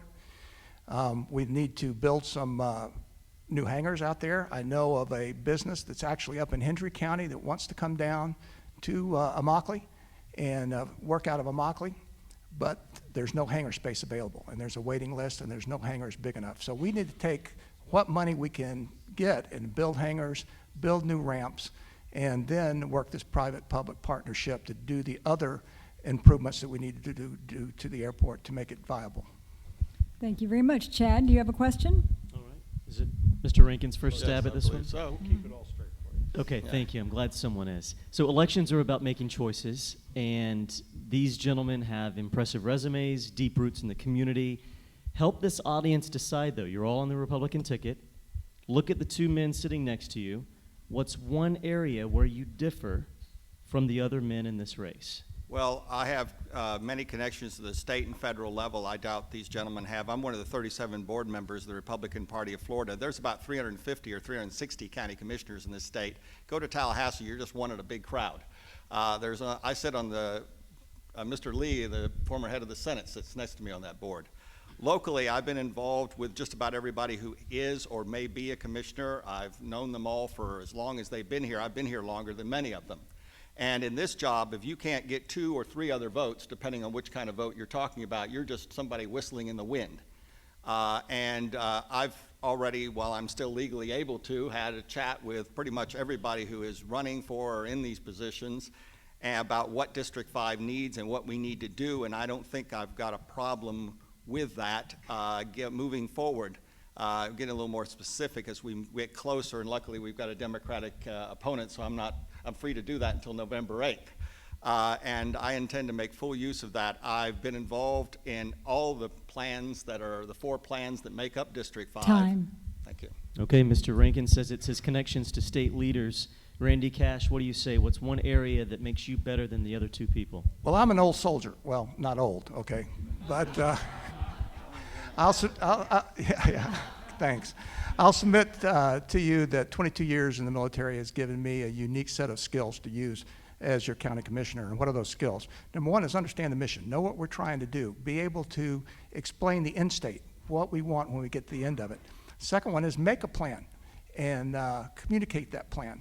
That's the 2 biggest parts. And the other part then is to be able to at the end of it, make sure that you manage the plan to get to the end state that you want. So it's been important that in communication that you communicate up and down the chain. The other thing that I bring to is I'm a consensus builder. As Doug said, that it takes 3 commissioners to do anything, and that's one of my skills, being able to listen, being able to communicate, and consensus build. Now that you've had more time to think about it, up to you, Mr. McDaniel. I didn't need much time. I think the largest separation is the management style. It's the presentation of how we go about doing what we do. And I suggested earlier, if you have an opportunity, visit my website, votebillmcdaniel.com, or my Facebook page, read my resume, read my credentials, see what I do. This is not my first adventure at decision making by committee. I've been on the board of directors of Goodwill of Southwest Florida for 15 years. When I got asked to serve on that board, and it wasn't solely because of me, we were an $8 million a year company with a similar sized balance sheet. Last year we tipped it over $38 million with a $74 million balance sheet. I'm president of the Strategic Planning Committee. I empower our staff, engage our staff to go forth and persevere. Policymakers, such as what county commissioners are not micromanagers and should not be. We need to hire competent people and get out of their way. Thank you. Now we've gathered up some questions from the audience, and I think Alan is going to deliver the first one. If I can go ahead and address this first, and then I'll have our question for the panelists here. But someone wrote our question for us here at the Daily News. When will the forum include all commissioners running for public office in Collier County? The way that the commission district elections are constructed is that people in this specific district choose their commissioner. You do not vote on all 5 commissioners. You will vote on the commissioner representing your district. That's the way that the system is set up here in Collier County. And in the case of these gentlemen here, there will be a November runoff with the Democrat, and that's also going to be the case in the next group that comes up in District 3. And we do plan in October to have forums for the candidates running for District 3 and 5. So that's my answer, and I'm staying with it. So the question this time, and let's go ahead and do a little shuffle here and start down with Doug, if you could go ahead, and then I'll set and come back No this problem. way. Someone in the audience wants to know, what experience do you have that will enable you to manage a $1 billion budget? Well, like this gentleman said, he's been on a couple of boards. I've been on about 10 or 15 that I can count. I'm currently one of the longest serving officers and directors of the most successful Habitat for Humanity in the world. I grew up in an accounting office, literally. My mother was somewhat unique. She used to run major companies in the 50s and 60s. In the middle 60s, she decided to open her own accounting practice instead of doing that. I literally grew up in an accounting office from age 8 on. By the time before I was in high school, I was advising people the age of this group here how to run their businesses. I was doing books by the time I was 12 and tax returns by the time I was 14. I've kind of been involved in this kind of thing from day one. That's part of what I do as an attorney, although most of my clients are quite frankly retired. I do have a number of businesses and management companies I represent. I run a number of condominiums, either as their attorney or as directly. I've been involved in more businesses and more matters than I can count. Contrary to this gentleman, I'm only a year and a half younger than the oldest person up here. Thanks, Doug. I am the youngest, by the way. Yeah. Yeah, but you're not the best looking.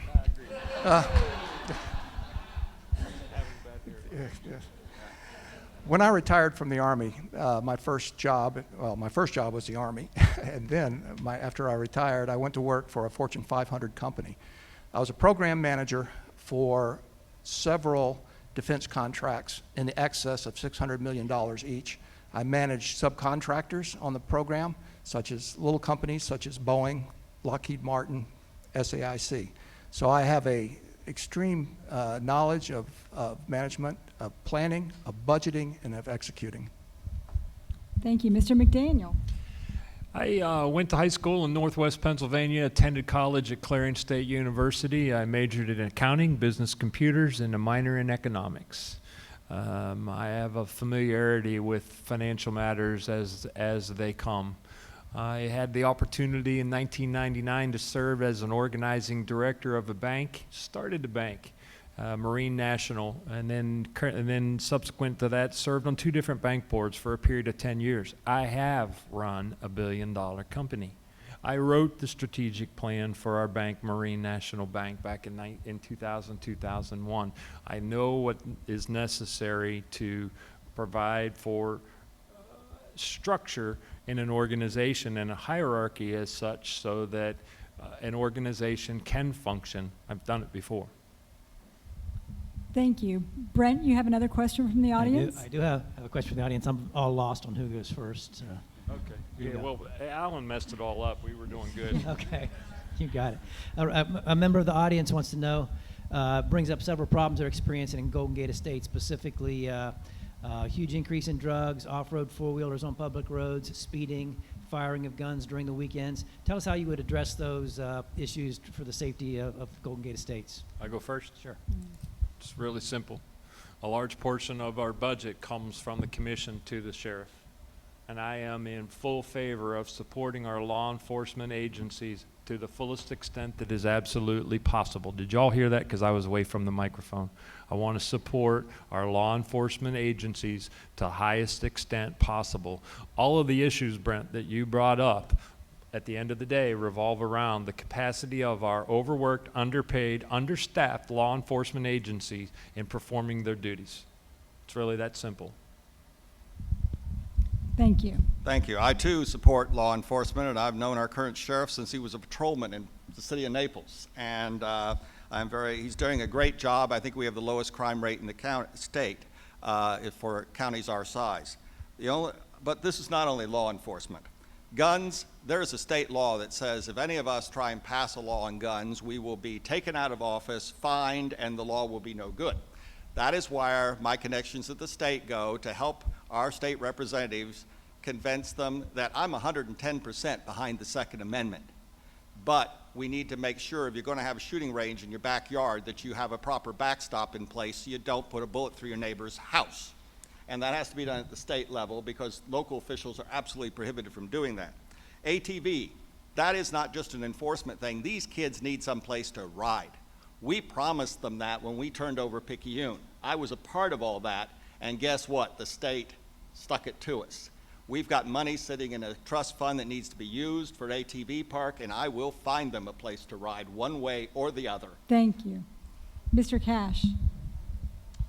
I agree. I think we need to make sure that our sheriff's office is fully funded and that it's manned properly. And, when it comes to guns in the estates, we can't do anything about that. That's a state mandated law that you can fire guns in the unincorporated areas. However, you can't do it dangerously and you can't do it recklessly. So that's important. And if you feel like that those are being violated, you need to report to the sheriff's office. Back to the ATV. I went to the ATV committee that the county has. I went to their meeting last week. They are looking at a 300-acre parcel on the end of or at the top end of the runway at the airport. And they've got a good plan to get that ATV park built. I don't agree with their business plan right now, but they're working on it. So we do have some issues to address, and I think those will be fixed, and I think they'll eventually have an area to do their riding in. Thank you, Mr. Cash. Now, Chad, do you have a question for us? Why don't we start with Randy Cash on this one? A member of the audience wants to know, developers appear to have a right to develop all properties. Do you have the ability to say no to some rezoning request to preserve our natural wildlands while still guaranteeing the original zoning? Wow. Okay. Yes, you can't. Just say it. Yeah, you can say no to zoning. That's we have zoning boards and we have rules and regulations. It's got to come to the commission. I believe that the growth is coming. That we have to manage that growth. It protects our quality of life and protects our water resources in the county. And so, I don't want to see suburban sprawl like on the West Coast. On the East Coast, as you do in Miami-Dade and that area. So yes, we do have to manage our zoning very carefully to make sure that we protect that quality of life that we have in the District 5. The answer is yes. We have a growth management plan, our GMP, that tips us out at a population of 750,000 people right now. If the recommendations for improvements to the rural land stewardship overlay, which encompasses close to 200,000 acres in eastern Collier County, are taken advantage of, that population could go from 750 to 950. What I would like to see is managing this inevitable growth to a form and fashion where we relocate these already existent personal property rights into the western portion of our community, thereby preserving and protecting and providing for as much habitat as is physically possible. I don't want to see us bequeathing additional densities because of political favors and political contributions. I think we have a population that is and personal property rights that are already existent within our GMP, and I would rather we manage the existing personal property rights in that form and fashion. Thank you, Mr. Rankin. And the answer is absolutely yes. I don't owe anybody anything. I was about ready to use bad English for emphasis. I've been involved in these plans, the rural lands, rural fringe, Golden Gate Master Plan, and finally they're going to get around to Immokalee, number 4, of course. But these plans need to be tweaked, they need to be coordinated. I was involved in them originally, and they were not at all coordinated, and that was a mistake. There are flaws in them, as some people recently found out. I like charter schools, but I don't like having anything dumped in the neighborhood with no public input. And there's currently a number of provisions like that. We need to be very careful about where this happens, where these villages go, because there are conflicts with traffic, getting in and out of North Belmead, getting in and out of Eastern Lands through Immokalee Road, which is essentially it, Oil Well and Randall. We can't put 150,000 cars a day through there. It just won't work.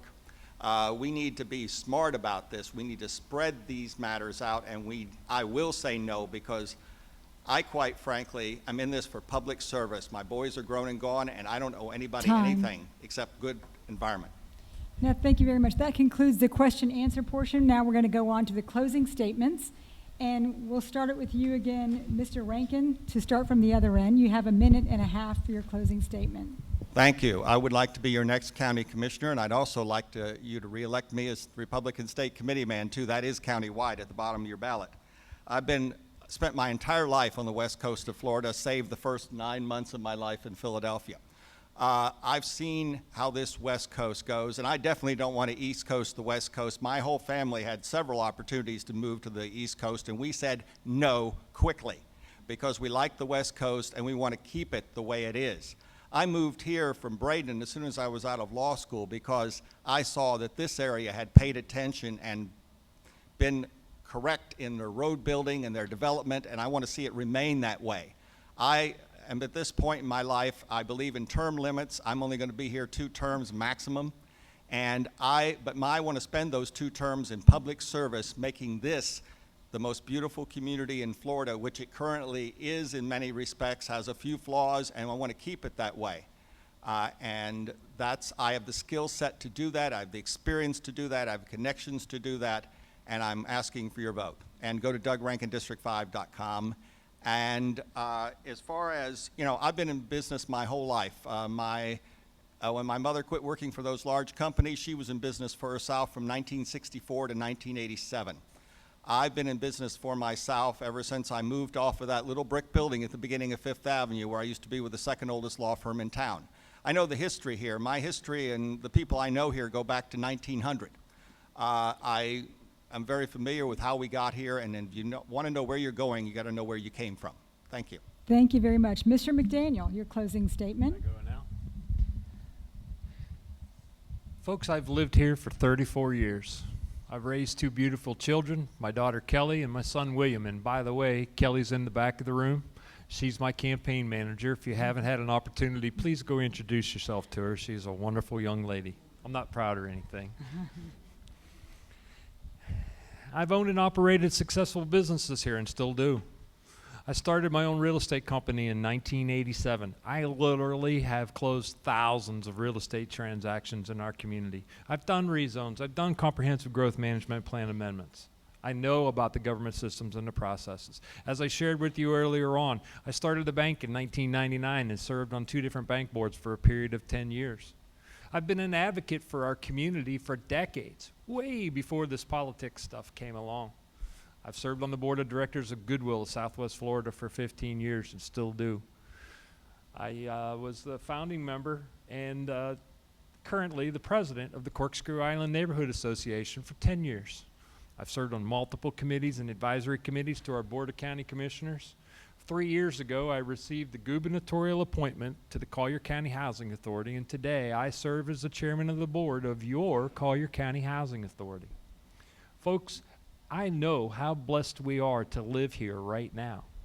I also know how blessed our future can be if we make the right decisions and elect the right people. I'm seeking election as your Collier County Commissioner because I believe I am one of those right people. Thank you very much. Thank you. And Mr. Cash. Well, thank you. Again, it's a pleasure to see everyone here this evening.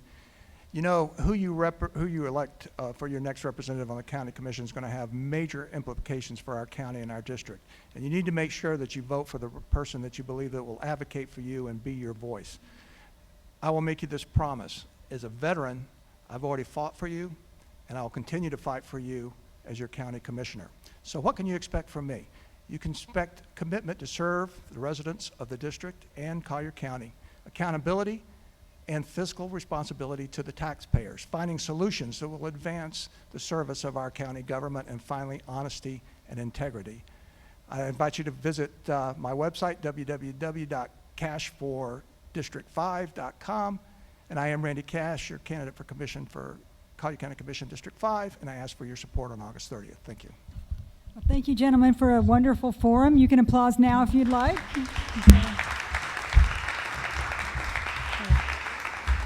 We're going to take a brief break right now, a 5-minute break. You can stretch your legs. We're going to have the District 3 County Commission candidates up next.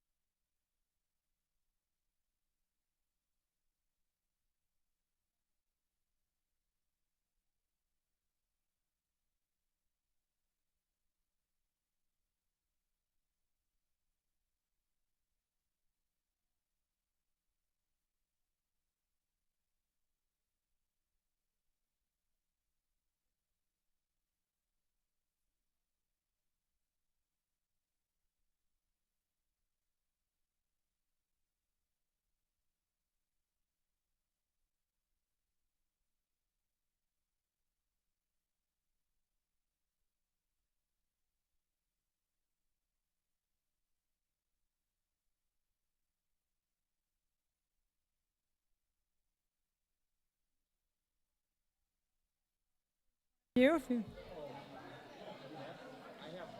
Oh, okay.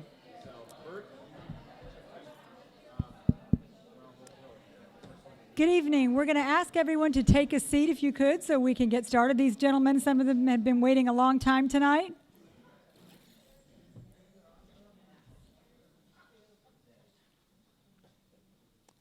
And I guess we need to wait for our panelists as well.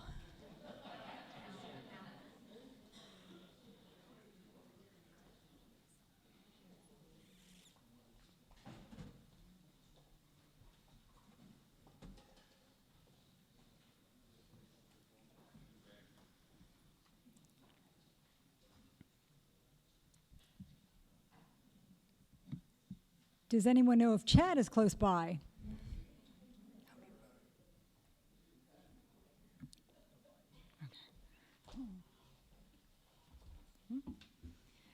Well, we'll get started then. Good evening and thank you for joining us. I'm Amy Osher, the host of the Naples Daily News show Behind the Headlines. We'd like to welcome our in-studio guests, our online viewers, the panelists, and of course, the candidates. Each candidate were supplied a list of the rules. They're also posted outside. But the gist of it is that each person will be given 2 minutes for an opening statement.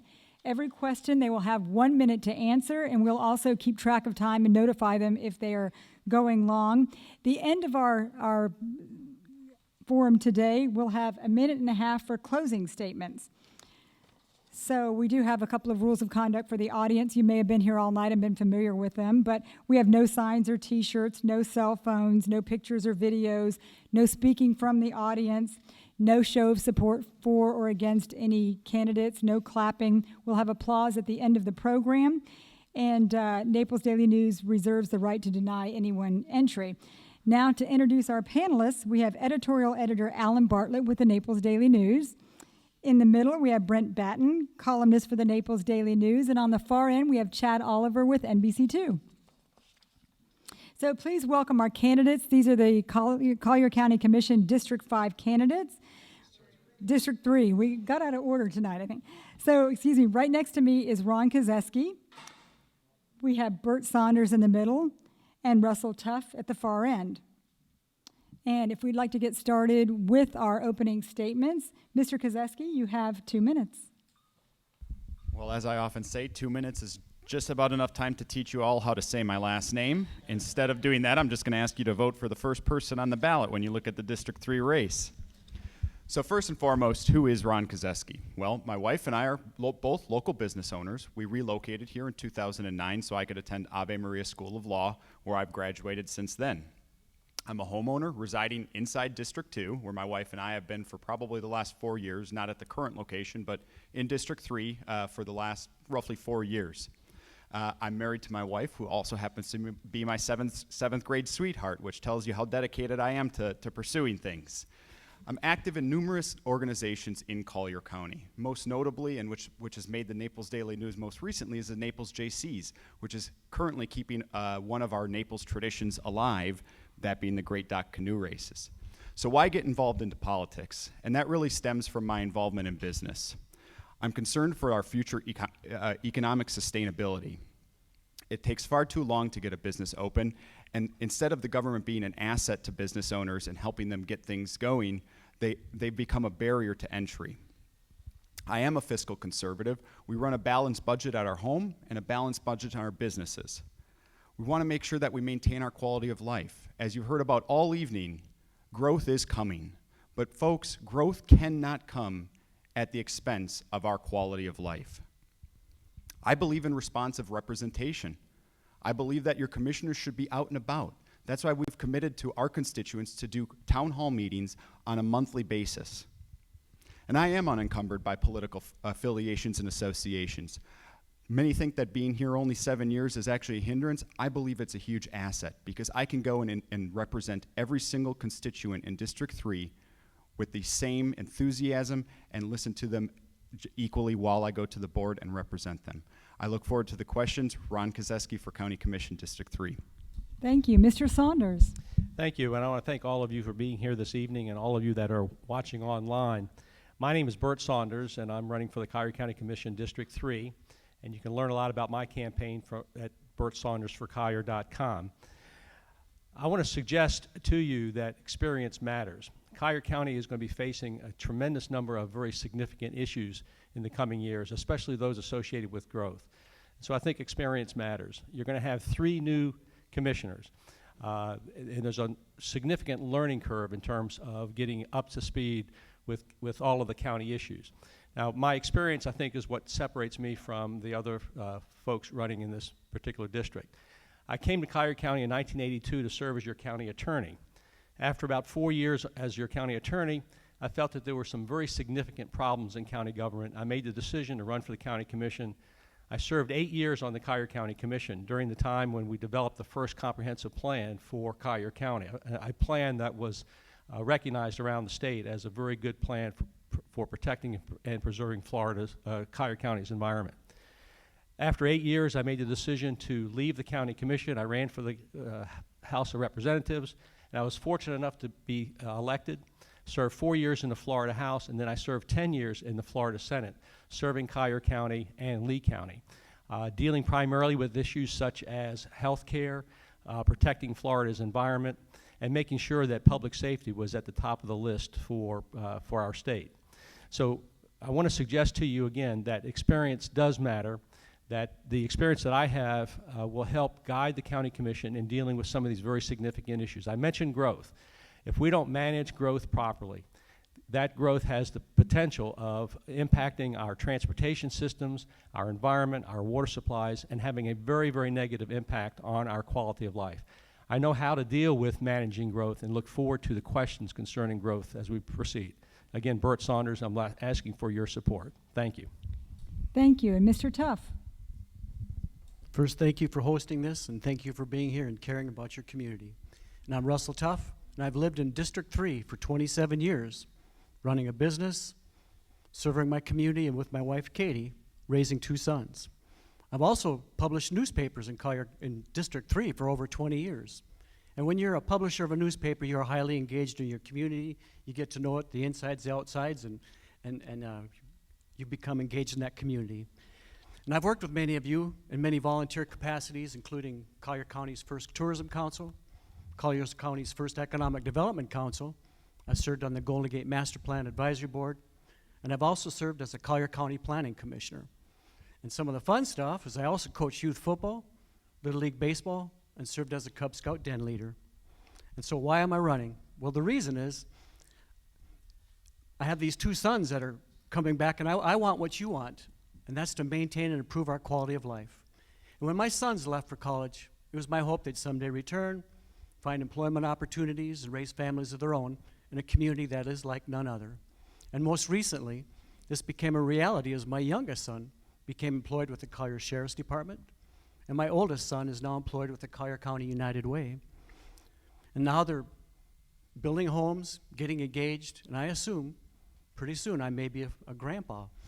And so what I want is for them to have the same quality of life to raise their children that I did.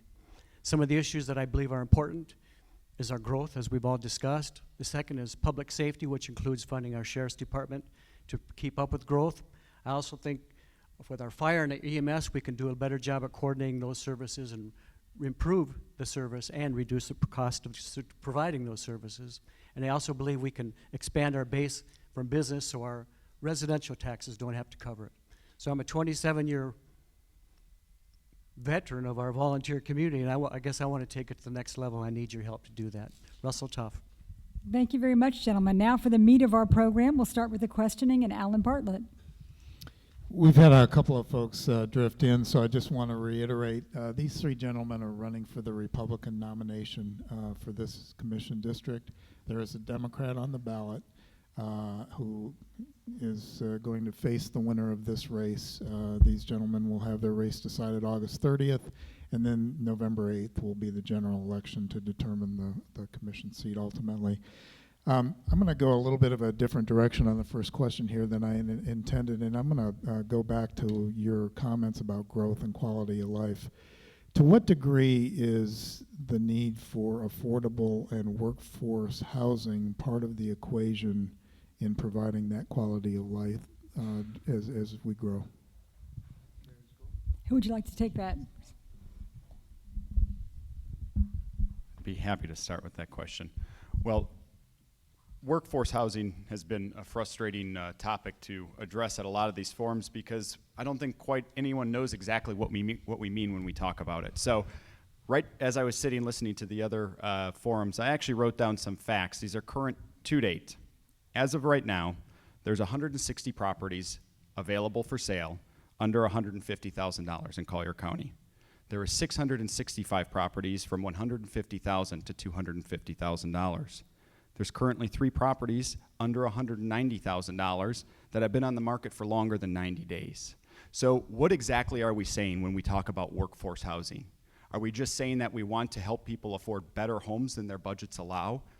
I've often heard that we have trouble attracting quality workforce because our workforce housing isn't available. Well, I've reached out to some of these people and I've said, folks, why did you choose to buy in Lee County? The answer is always the same. We can't afford to live in Collier County.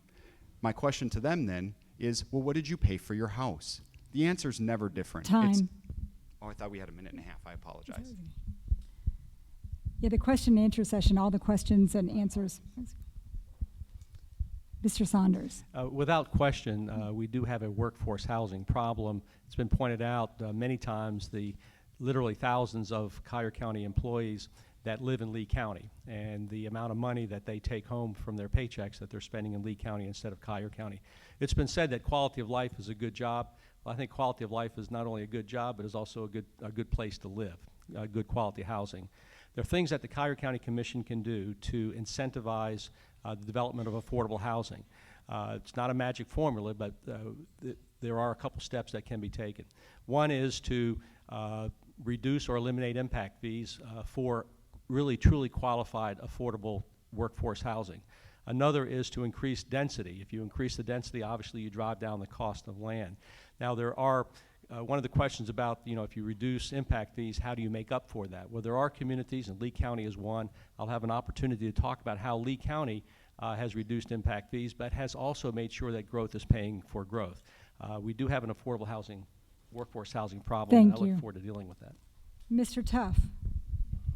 Thank you. I think when we talk affordable housing, we need to talk it on 2 levels. First is, my son is with the Sheriff's Department, and his fiance is also with the Sheriff's Department as a 911, so she tells him what to do as a 911 operator.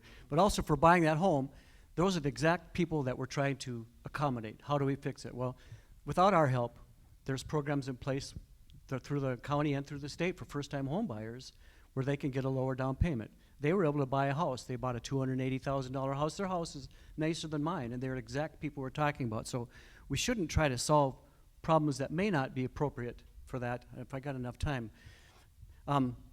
Like in the district of zip code of 34116, the median price of a home sold in that area in June was $248,000. That's affordable. That fits all criteria for that house. But the problem that we have is people come to town, they can't buy that house. So our biggest problem we have was with rentals. And so people can't find a place to rent. They can't buy when they first come to town. So if we can accommodate more density in areas, and that way it's beneficial. Thank you. Brent, do you have a question? Question along the same lines that may give each of you a chance to finish where you left off. Are impact fees too high in Collier County, too low, or about right? And if you're going to lower the impact fees, how do you make up the difference? Mr. Saunders, you mentioned the Lee County example. Maybe you'd like to further explain how Lee County does that. Yeah, what Lee County has done, and I think Collier County should take a look at it, and Lee County doesn't necessarily have all the answers, but it certainly is a model, and it's something that we should look at. In Lee County, they've reduced impact fees, and I think our impact fees are too high and should be reduced. At the same time, we should make sure that growth pays for growth. So how do you do that?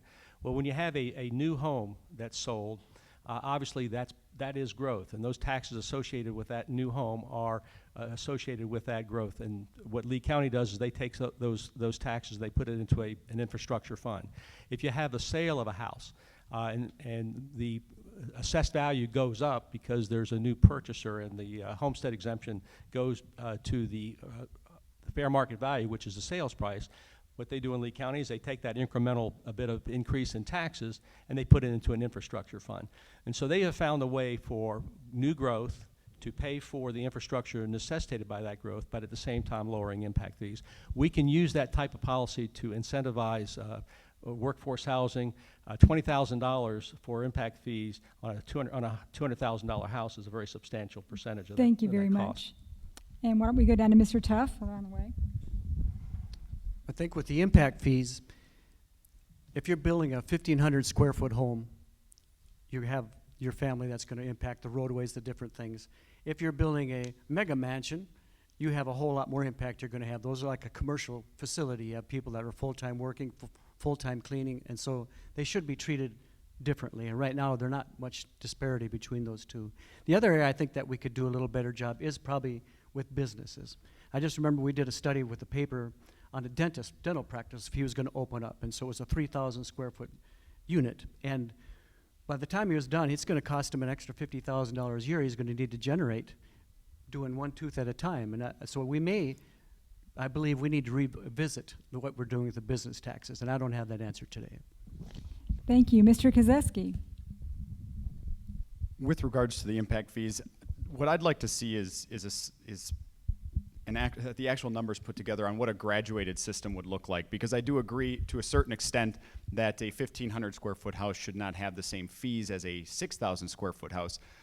However, we have to really consider impact fees are meant to deal with exactly that, the impact that that house is going to have on our roads, on our schools, and so on and so forth. So is it likely that 3.2 may have the same impact on the roads and the schools as a 6.5 sitting in Port Royal? I don't think that's an unrealistic thing to consider. With regards to commercial, we do need, I believe we need to go in there and revamp that system. It is far too expensive to build out new facilities in the commercial industry, which is actually slowing up our economic growth, and I believe is going to affect our long-term economic sustainability. Thank you very much.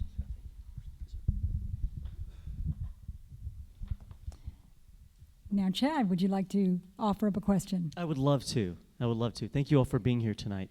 Shows you're interested in our community and the issues that matter. So I want to direct this next question to Mr. Russell Tuff. And Russell, you've already got the microphone. You're ready to go. You mentioned sports in your opening comments.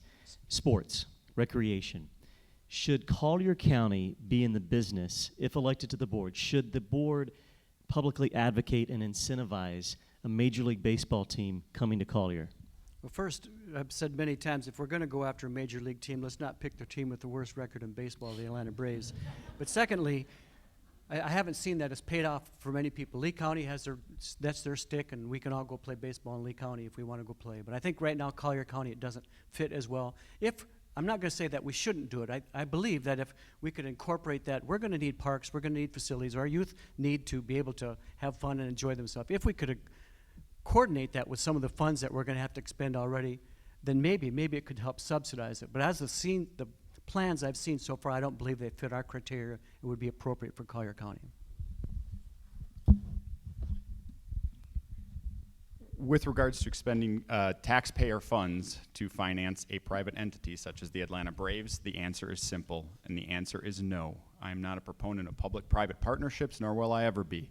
They pay their ball players millions of dollars to be on the field playing ball. Why should I come and ask you to spend your tax dollars to bring them here and build them a facility? With that said, just to go off on a bit of a related tangent, when we're looking at these things, when we're looking at the build-out, and I do want to go off onto the North Collier, as we expand our sports complexes, we need to make sure that they're done appropriately, properly, and strategically placed. Right now, we have North Collier Park, and I believe that the location for BCI is a fantastic location. So there are facilities that are on their way. We just need to get them built. Thank you, Mr. Saunders. You know, it's a very good question, and it's one that's very politically charged. I will say that we need to take a look at what they've done in Lee County again. And again, I don't like to necessarily use Lee County as an example, but you take a look at Hammond Field. That's a tremendous facility that provides a significant number of sports fields for youth sports associated with that. That's a venue that has proven to be very valuable to the residents and citizens of Lee County for not only sporting events, but concerts and things like that. One of the primary supporters of a sports facility way back in the late 80s, early 90s were the people that were involved in the arts and with our Philharmonic. And the reason they were supportive of that is because it was another venue for types of entertainment for our citizens. So I think if you can find the right location, which would be very difficult, no impact on the communities, it's a good thing to take a look at. Remember, there are no ad valorem taxes associated with that. It's tourist taxes and sales tax rebates from the state of Florida. Thank you. Alan, do you have your next round of questions? Yeah, let's go ahead. Burt, why don't you start with this one? And then let's go to Russell after that, and then back down here to Ron. I want to come back to the growth and the quality of life comments again that you all started out with. And we're seeing a huge increase in the tax roll here, a 10% increase in the tax roll. There's a lot of additional revenue coming into the county, that tax revenue. You've got needs in your district. What's your position in terms of returning some of that increase from the tax roll to the taxpayers, or will you invest that into infrastructure instead? Well, it's my hope that the county commission in the final budget hearings in September will go back to the rolled back millage rate so that our citizens are not experiencing an increase in their taxes. We do have significant problems with infrastructure and other things that we need to find ways to fund. When I was on the county commission back in the late 80s, early 90s, I formed the Productivity Committee. That was a committee that helped Collier County government evaluate every department of the county with a group of citizens that had experience in accounting and in budgeting. And they were able to find ways for each department to become not only more efficient in what they did, but more efficient in the way they spent money and what their mission was. I'd like to take a look at reinvigorating a productivity committee to see where we can save money. I also believe that we can stop wasting money. For example, the county has spent over $7 million in litigation costs in fights with itself between the clerk and the county commission and the fire district. Those types of things are costly, and we can save a lot of money. Thank you. On to Mr. Tuff. Can you ask that question again? I got distracted. Yeah, again, going back to the idea of growth, we see the tax roll has jumped about 10%. That brings in a lot of additional tax revenue for the county commission to decide what to do. Do you reduce taxes, or do you put that money into infrastructure? Okay, well, I think right now we aren't up to the levels that we were before the crash. And so I think a little of both. I think eventually we can level out and then we can reduce those. I think the biggest problem that we're going to have is we're probably going to be about $40 million short of providing all the infrastructure that for all the growth that's going to happen in the future. And I think where we messed up in the 90s is we didn't build the roads, and we didn't buy the land, and we didn't plan those roads ahead. Right now, money is cheaper than it's probably ever been, at least in my lifetime. And so right now, we can bond out. Let's get the roadways that we know we're going to need. We can put the projects into place, and we can pay for that now, and it will save us a ton of money. Before, when we didn't keep up, we had to pay twice as much for the land opportunities. We had to pay twice as much for the planning. We had to pay twice as much for the construction. We can take care of some of that right now and save ourselves a lot of money in the long haul. Thank you. That leaves the last word for Mr. Kezeske. With regards to the additional revenue being generated, I believe that the taxpayers, at least the ones that I've knocked on the doors and chatted with, would appreciate a little continuity and a little consistency in their tax roll. To lower it now, to only have to raise it back up later when we have to address additional infrastructure needs, does not provide a service, continuity, or consistency to the taxpayers. We know we're behind on a lot of our infrastructure. One of it was mentioned in the D5 forum with needing to open a additional interchange on I-75. That's a safety concern at this point in time. So we need to be using these funds wisely to ensure we're improving our infrastructure moving forward. With regards to bonding out, I'm really not a big fan of putting the county further into debt at this point in time. I believe that my experience in the real estate market is going to provide a huge asset to the county commission, being that I believe real estate is a little higher than it needs to be right now. So purchasing land at a point right now could actually be to the county's detriment. Thank you. Brent, you're up. Burt, did you go first on that one? I don't remember. I think you No, did. I did. Yes. Yes, he did. Okay. How would you propose to lessen the friction between the county administration and the clerk of court's office, which has resulted in litigations, cost taxpayers millions of dollars? You know, I can't imagine that we were going to have those problems. I looked at all of us and all the guys that are running in District 2, District 3, and District 5, and not a one of us had said we're going to have those problems. All we're going to have to do is go and say, how do we fix this? And we act like adults. We aren't going to chest bump, and we're not going to say, I'm right, you're wrong. I think, how do we fix this and how do we solve it? And the problem will go away. Yeah, I tend to agree. I'm a strong believer in discussions, and I think that might have been part of the fault in what was going on here now with the relations between the clerk and the current commission and the administration of the commission. Is we just need to be keeping our conversations open to make sure that we aren't entering lawsuits.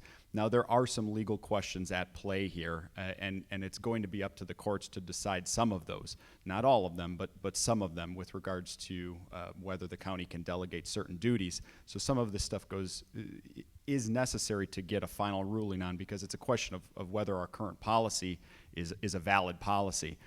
But with regards to the relationships, I've had the opportunity to sit down with our current clerk. I've had the opportunity to sit down with many of our current commissioners, and I believe that we can create a great relationship between those two.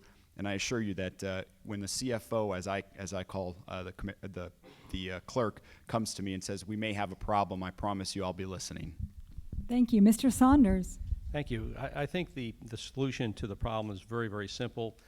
It's simply people sitting down and talking about what the issues are and resolving them. You don't see corporations, different departments of corporations suing each other. And that's essentially what we have here. We have one department of government suing the other department of government. Makes no sense at all. So it's just a matter of determining what is necessary for the clerk to do the audit function that he has, which is a very important function, and making sure that the county contracts are properly worded. Ron had indicated that there's some legal questions at play, and I disagree with that. We have 67 counties in Florida. There's only one county in the state that's suing itself, and that's Collier County. And Collier County has been doing this for years. No other counties are involved in these types of legal questions. The legal authorities is pretty well settled. It's a matter of the county commission making sure that the contracts are properly worded and that the contractors are providing the backup that's necessary for the proper audit function of the clerk. There's nothing magical about this. There are no difficult legal issues here. Thank you. Chad. When we talk about presidential candidates, you often hear the first 100 days phrase tossed out. So tell this audience tonight, gentlemen, in your first 100 days, what is the number one priority, one specific issue, item that you will advocate for if elected? Let's begin with Ron Kezeske. Well, you took part of my closing away from me here. Okay. I'll tell you what, I've been doing the most important job of the county commissioners already for the last 380 days since I announced my candidacy, and that's being out and about in the public. And that's my intention the first 100 days, is to be available, to be around, and if I have to knock on doors to get answers from people after elected, I'll do that too, because not everyone makes it to the town hall meetings. But that's one of the reasons that I put in place in my platform to host monthly town hall meetings, because in going out knocking on doors, people want access to their commissioners. They want to tell their commissioners what's going on. Folks, I don't have all the answers, but I'll tell you what, in the 380-ish days that I've been running my campaign, I have learned a whole lot about the people of Collier County and what the people of Collier County want from their commission. And I assure you the first 100 days won't look a darn bit different than the race that I've ran. Thank you. Mr. Saunders. Thank you. Another very good question. I think that one of the issues that we've talked about all evening is transportation.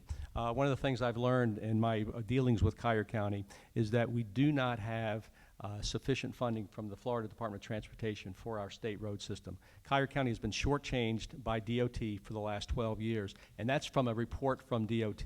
Instead of getting 80 or 90% of those funds that we send to Tallahassee, we've gotten less than 50 to 60% of those funds.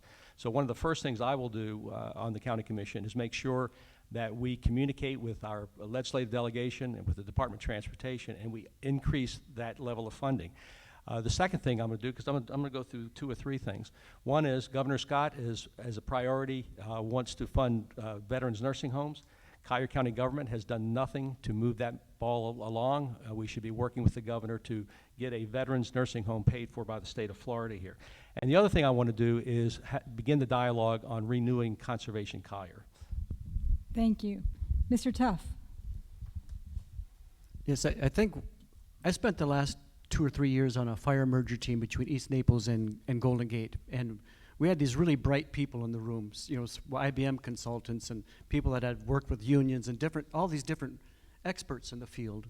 And I think, you know, for 30 years they've been trying to merge the fire departments and do different things like that. But we brought these people, citizens, together that have the brights, the intelligence, and we made that happen. And so now East Naples and Golden Gate are merged, and we're finding the benefits that's happened. And I think what we've seen over the last 4 years or so is we've eliminated the Environmental Advisory Committee. We've eliminated the Productivity Committee. We've eliminated all these different advisory committees that add value where we have these expertise in our community. And to me, it's to reinstate and get that activity happening.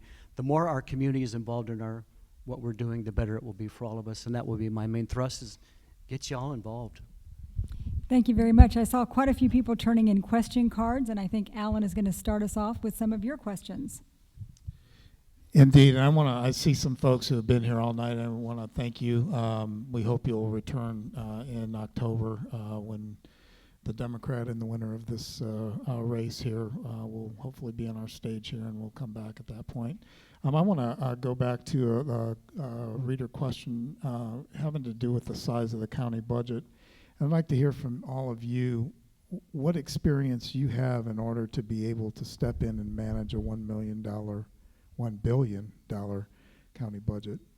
Let's go ahead and start with Burt Saunders. Okay. Collier County obviously has a very complex budget. One of the problems that commissioners have is that staff has control of all of the information. The commission will be presented with tremendous volumes of budget material, and it's very difficult for a commissioner in a very short period of time to digest all that. So we need to make sure that there's more transparency, more dialogue between staff and the county commission on dealing with the budget. My experience is that I spent 8 years on the county commission dealing with the Collier County Commission budget. It was a smaller budget back in those days, but we had many of the same departments. It was pretty much the same type of budget, just smaller numbers. I spent 14 years in the Florida legislature, and the number one job of the Florida legislature every year is to adopt the budget. We had $72 to $75 billion budgets. I chaired the healthcare appropriations budget in the Senate, and so I know how to take a look at budget, but I also know the right questions to ask staff in terms of making sure that we get the information we need in order to analyze those budgets. Thank you very much. To you, Mr. Tuff. Well, first, I've already got good volunteers of people that are pretty bright folks that can do that. But second of all the budgets there's a smaller sections of each of the budgets, and they're all the same. How's this budget doing? Where's your money? Where's the revenue coming from? And how are you spending it? And I think the other is, I was with this firm here, and we had all these budgets, and it's a big company, and so then we had to deal with those budgets, and how do you allocate them? How do you do your resources? And there's no difference in the smaller or the larger, just adding zeros, but that's why I also don't want to rely on just me. I am going to ask for help, and I have some key people already lined up that said, yes, I will help you do that. Thank you. Mr. Kezeske. Well, having ran my own business and helped my wife run her business for the last, my business since 2011 and hers since 2012, we know how to run a budget, whether it's small or large. I believe I'm the only one sitting here that's ran a budget of their company that's 8 figures or larger. So I know how to manage a budget. And although businesses run differently, as pointed out by the Naples Daily News, that government isn't in the business of making a profit. What the government should be in the business of is spending money wisely. And I'll tell you what, if you're an entrepreneur or you know an entrepreneur, ask them what the most important part of being successful is, and that's that every dollar counts. At the end of the day, folks, that's what matters. So that's the experience I bring to the county commission, is that I truthfully understand that every dollar counts. Now, with that said, I've rounded up the same kind of people that Russ had mentioned. I'm not an expert in everything. That's why I've surrounded myself with the people that can help me understand some of the minute areas of various departments. Thank you. Brent, do you have another audience question? Sure. if you take it, Burt, then it'll end up right back where we're. Maybe Ron take this one first and mix it up a little bit. Should the county consider alternate uses of the Golden Gate Country Club property for something, if the owner asks for a rezoning for something, say, housing? My position on it at this point in time, and I believe my position will stay, is no. We can't issue a rezone on that golf course. There's people who have bought property, have seen that property appreciate, and are being taxed at higher rates because they have golf course views. Again, having the real estate background, I've bought properties that are on that golf course, and I've bought properties that aren't on that golf course. And I can assure you, the ones on the golf course tend to demand a higher value. So to go in there now and change that into a residential zoning, in my opinion, could potentially devalue the land that abuts that people have already purchased that's zoned residential and that currently live there. To me, that could be a catastrophic mistake. And we talk about we don't want to enter lawsuits. This would be a fantastic way to get into a whole bunch of lawsuits with a lot of private property owners. A good question, not a simple answer. People did buy their properties on a golf course, believing that there would be open space around their property for the duration of the time that they own that property. That property is no longer going to be a golf course. Something's going to happen to it. It's either going to become overgrown with weeds, or it's going to be something that's going to be used differently. I think there may be an opportunity to take a look at different portions of that golf course, areas that are not abutting residential properties, because a lot of that golf course is abutting 951 Collier Boulevard. Some of that golf course is abutting other roads as opposed to residential units. We may be able to fashion a situation where there's some residential development on the portions of the golf course that will not impact existing residences under the condition that the developer maintains in perpetuity the open space around the other properties. So, it's easy to say, well, no, I oppose that, but at the same time, there is going to be something happening with that property. It's either going to become overgrown, or we're going to have to find a way to deal with it. Thank you. Mr. Tuff.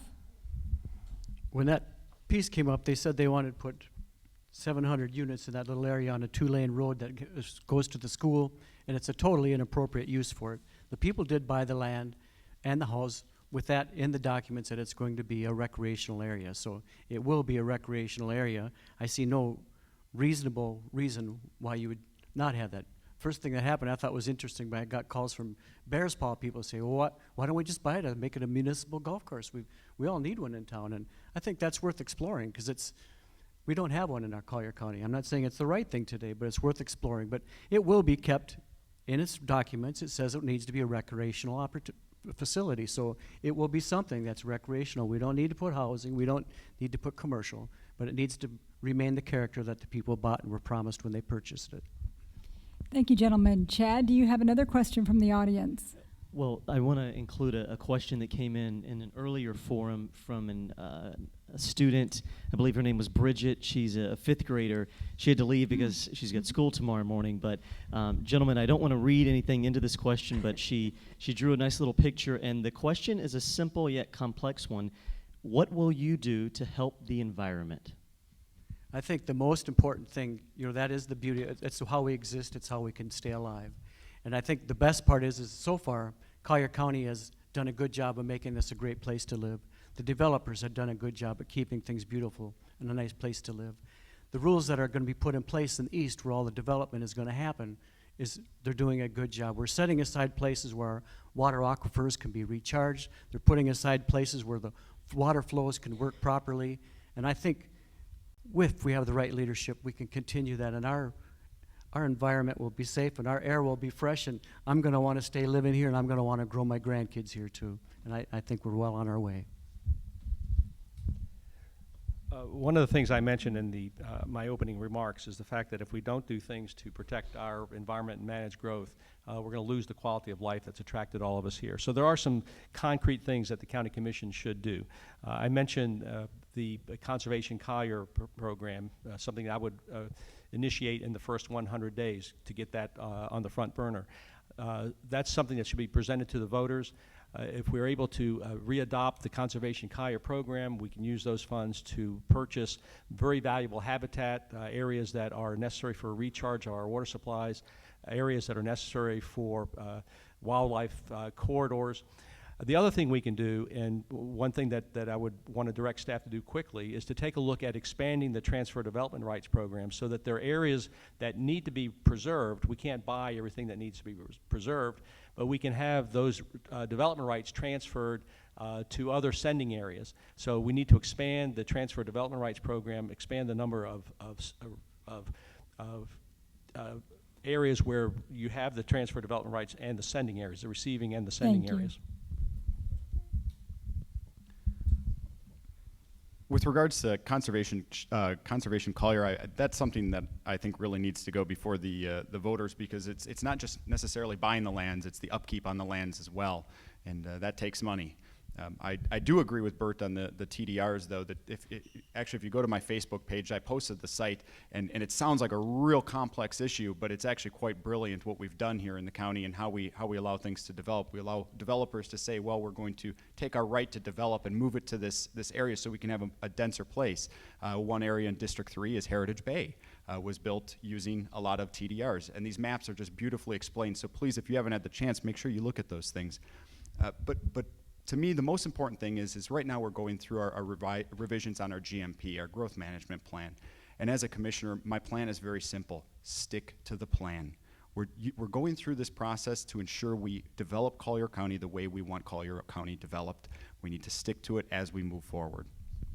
Thank you very much. That was our last round of questioning, and now it's time for the closing statements, and we're going to start from the other end, and that would be Mr. Tuff. You have 1.5 minutes.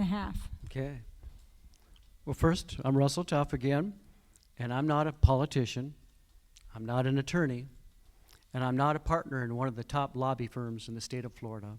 So you don't have to worry about where my interests and where my influence may come from. I think the biggest difference I've seen on this campaign trail is how we approach situations. One person says that they're going to create ombudsmen for business places, they're going to create ombudsmen for communities and create little bureaucracies for that. And it's me. I'm saying, I am your ombudsman. You vote me in, and I'm the one that's going to go to work for you. I've got 27 years, a record of running in this community on civic associations, business associations, government entities. I've been on school boards and teachers associations and churches. I've been on leading the charge for making our landfill smells go away. I've sat at drug houses and made the bad guys go away. And I started and served on a whole bunch of task forces that have made this community a better place to live. And I want to do that for you, and you need to help me to do that. You need to help me get elected so that I can represent you. You know, I'm Russell Tuff, and I will make you proud to say my commissioner is Russell Tuff, and I need your help and support to do that. Thank you. Mr. Saunders, you have 1.5 minutes. Thank you. I have served as a lobbyist, and I do work with one of the top lobbying firms in the state. When I get elected to the Collier County Commission, I will no longer lobby.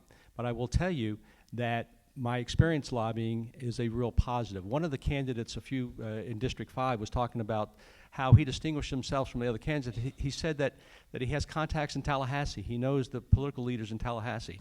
Well, I'm a colleague of the political leaders in Tallahassee. When I knock on somebody's door, I get an answer. So that, to me, is an advantage for the Collier County citizens and for the Collier County Commission. I mentioned DOT funding.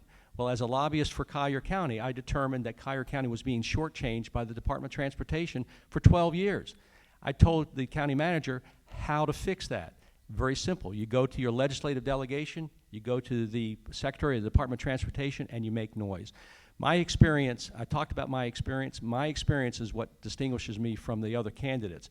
That experience will be very useful to the County Commission in dealing with some very, very difficult issues.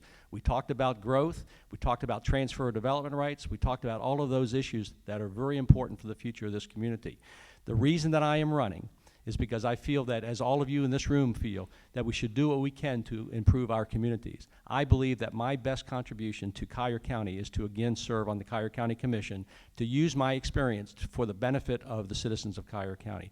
My name is Burt Saunders. I ask for your support. I hope I've earned it this evening. Thank you. Thank you. And Mr. Kezeske.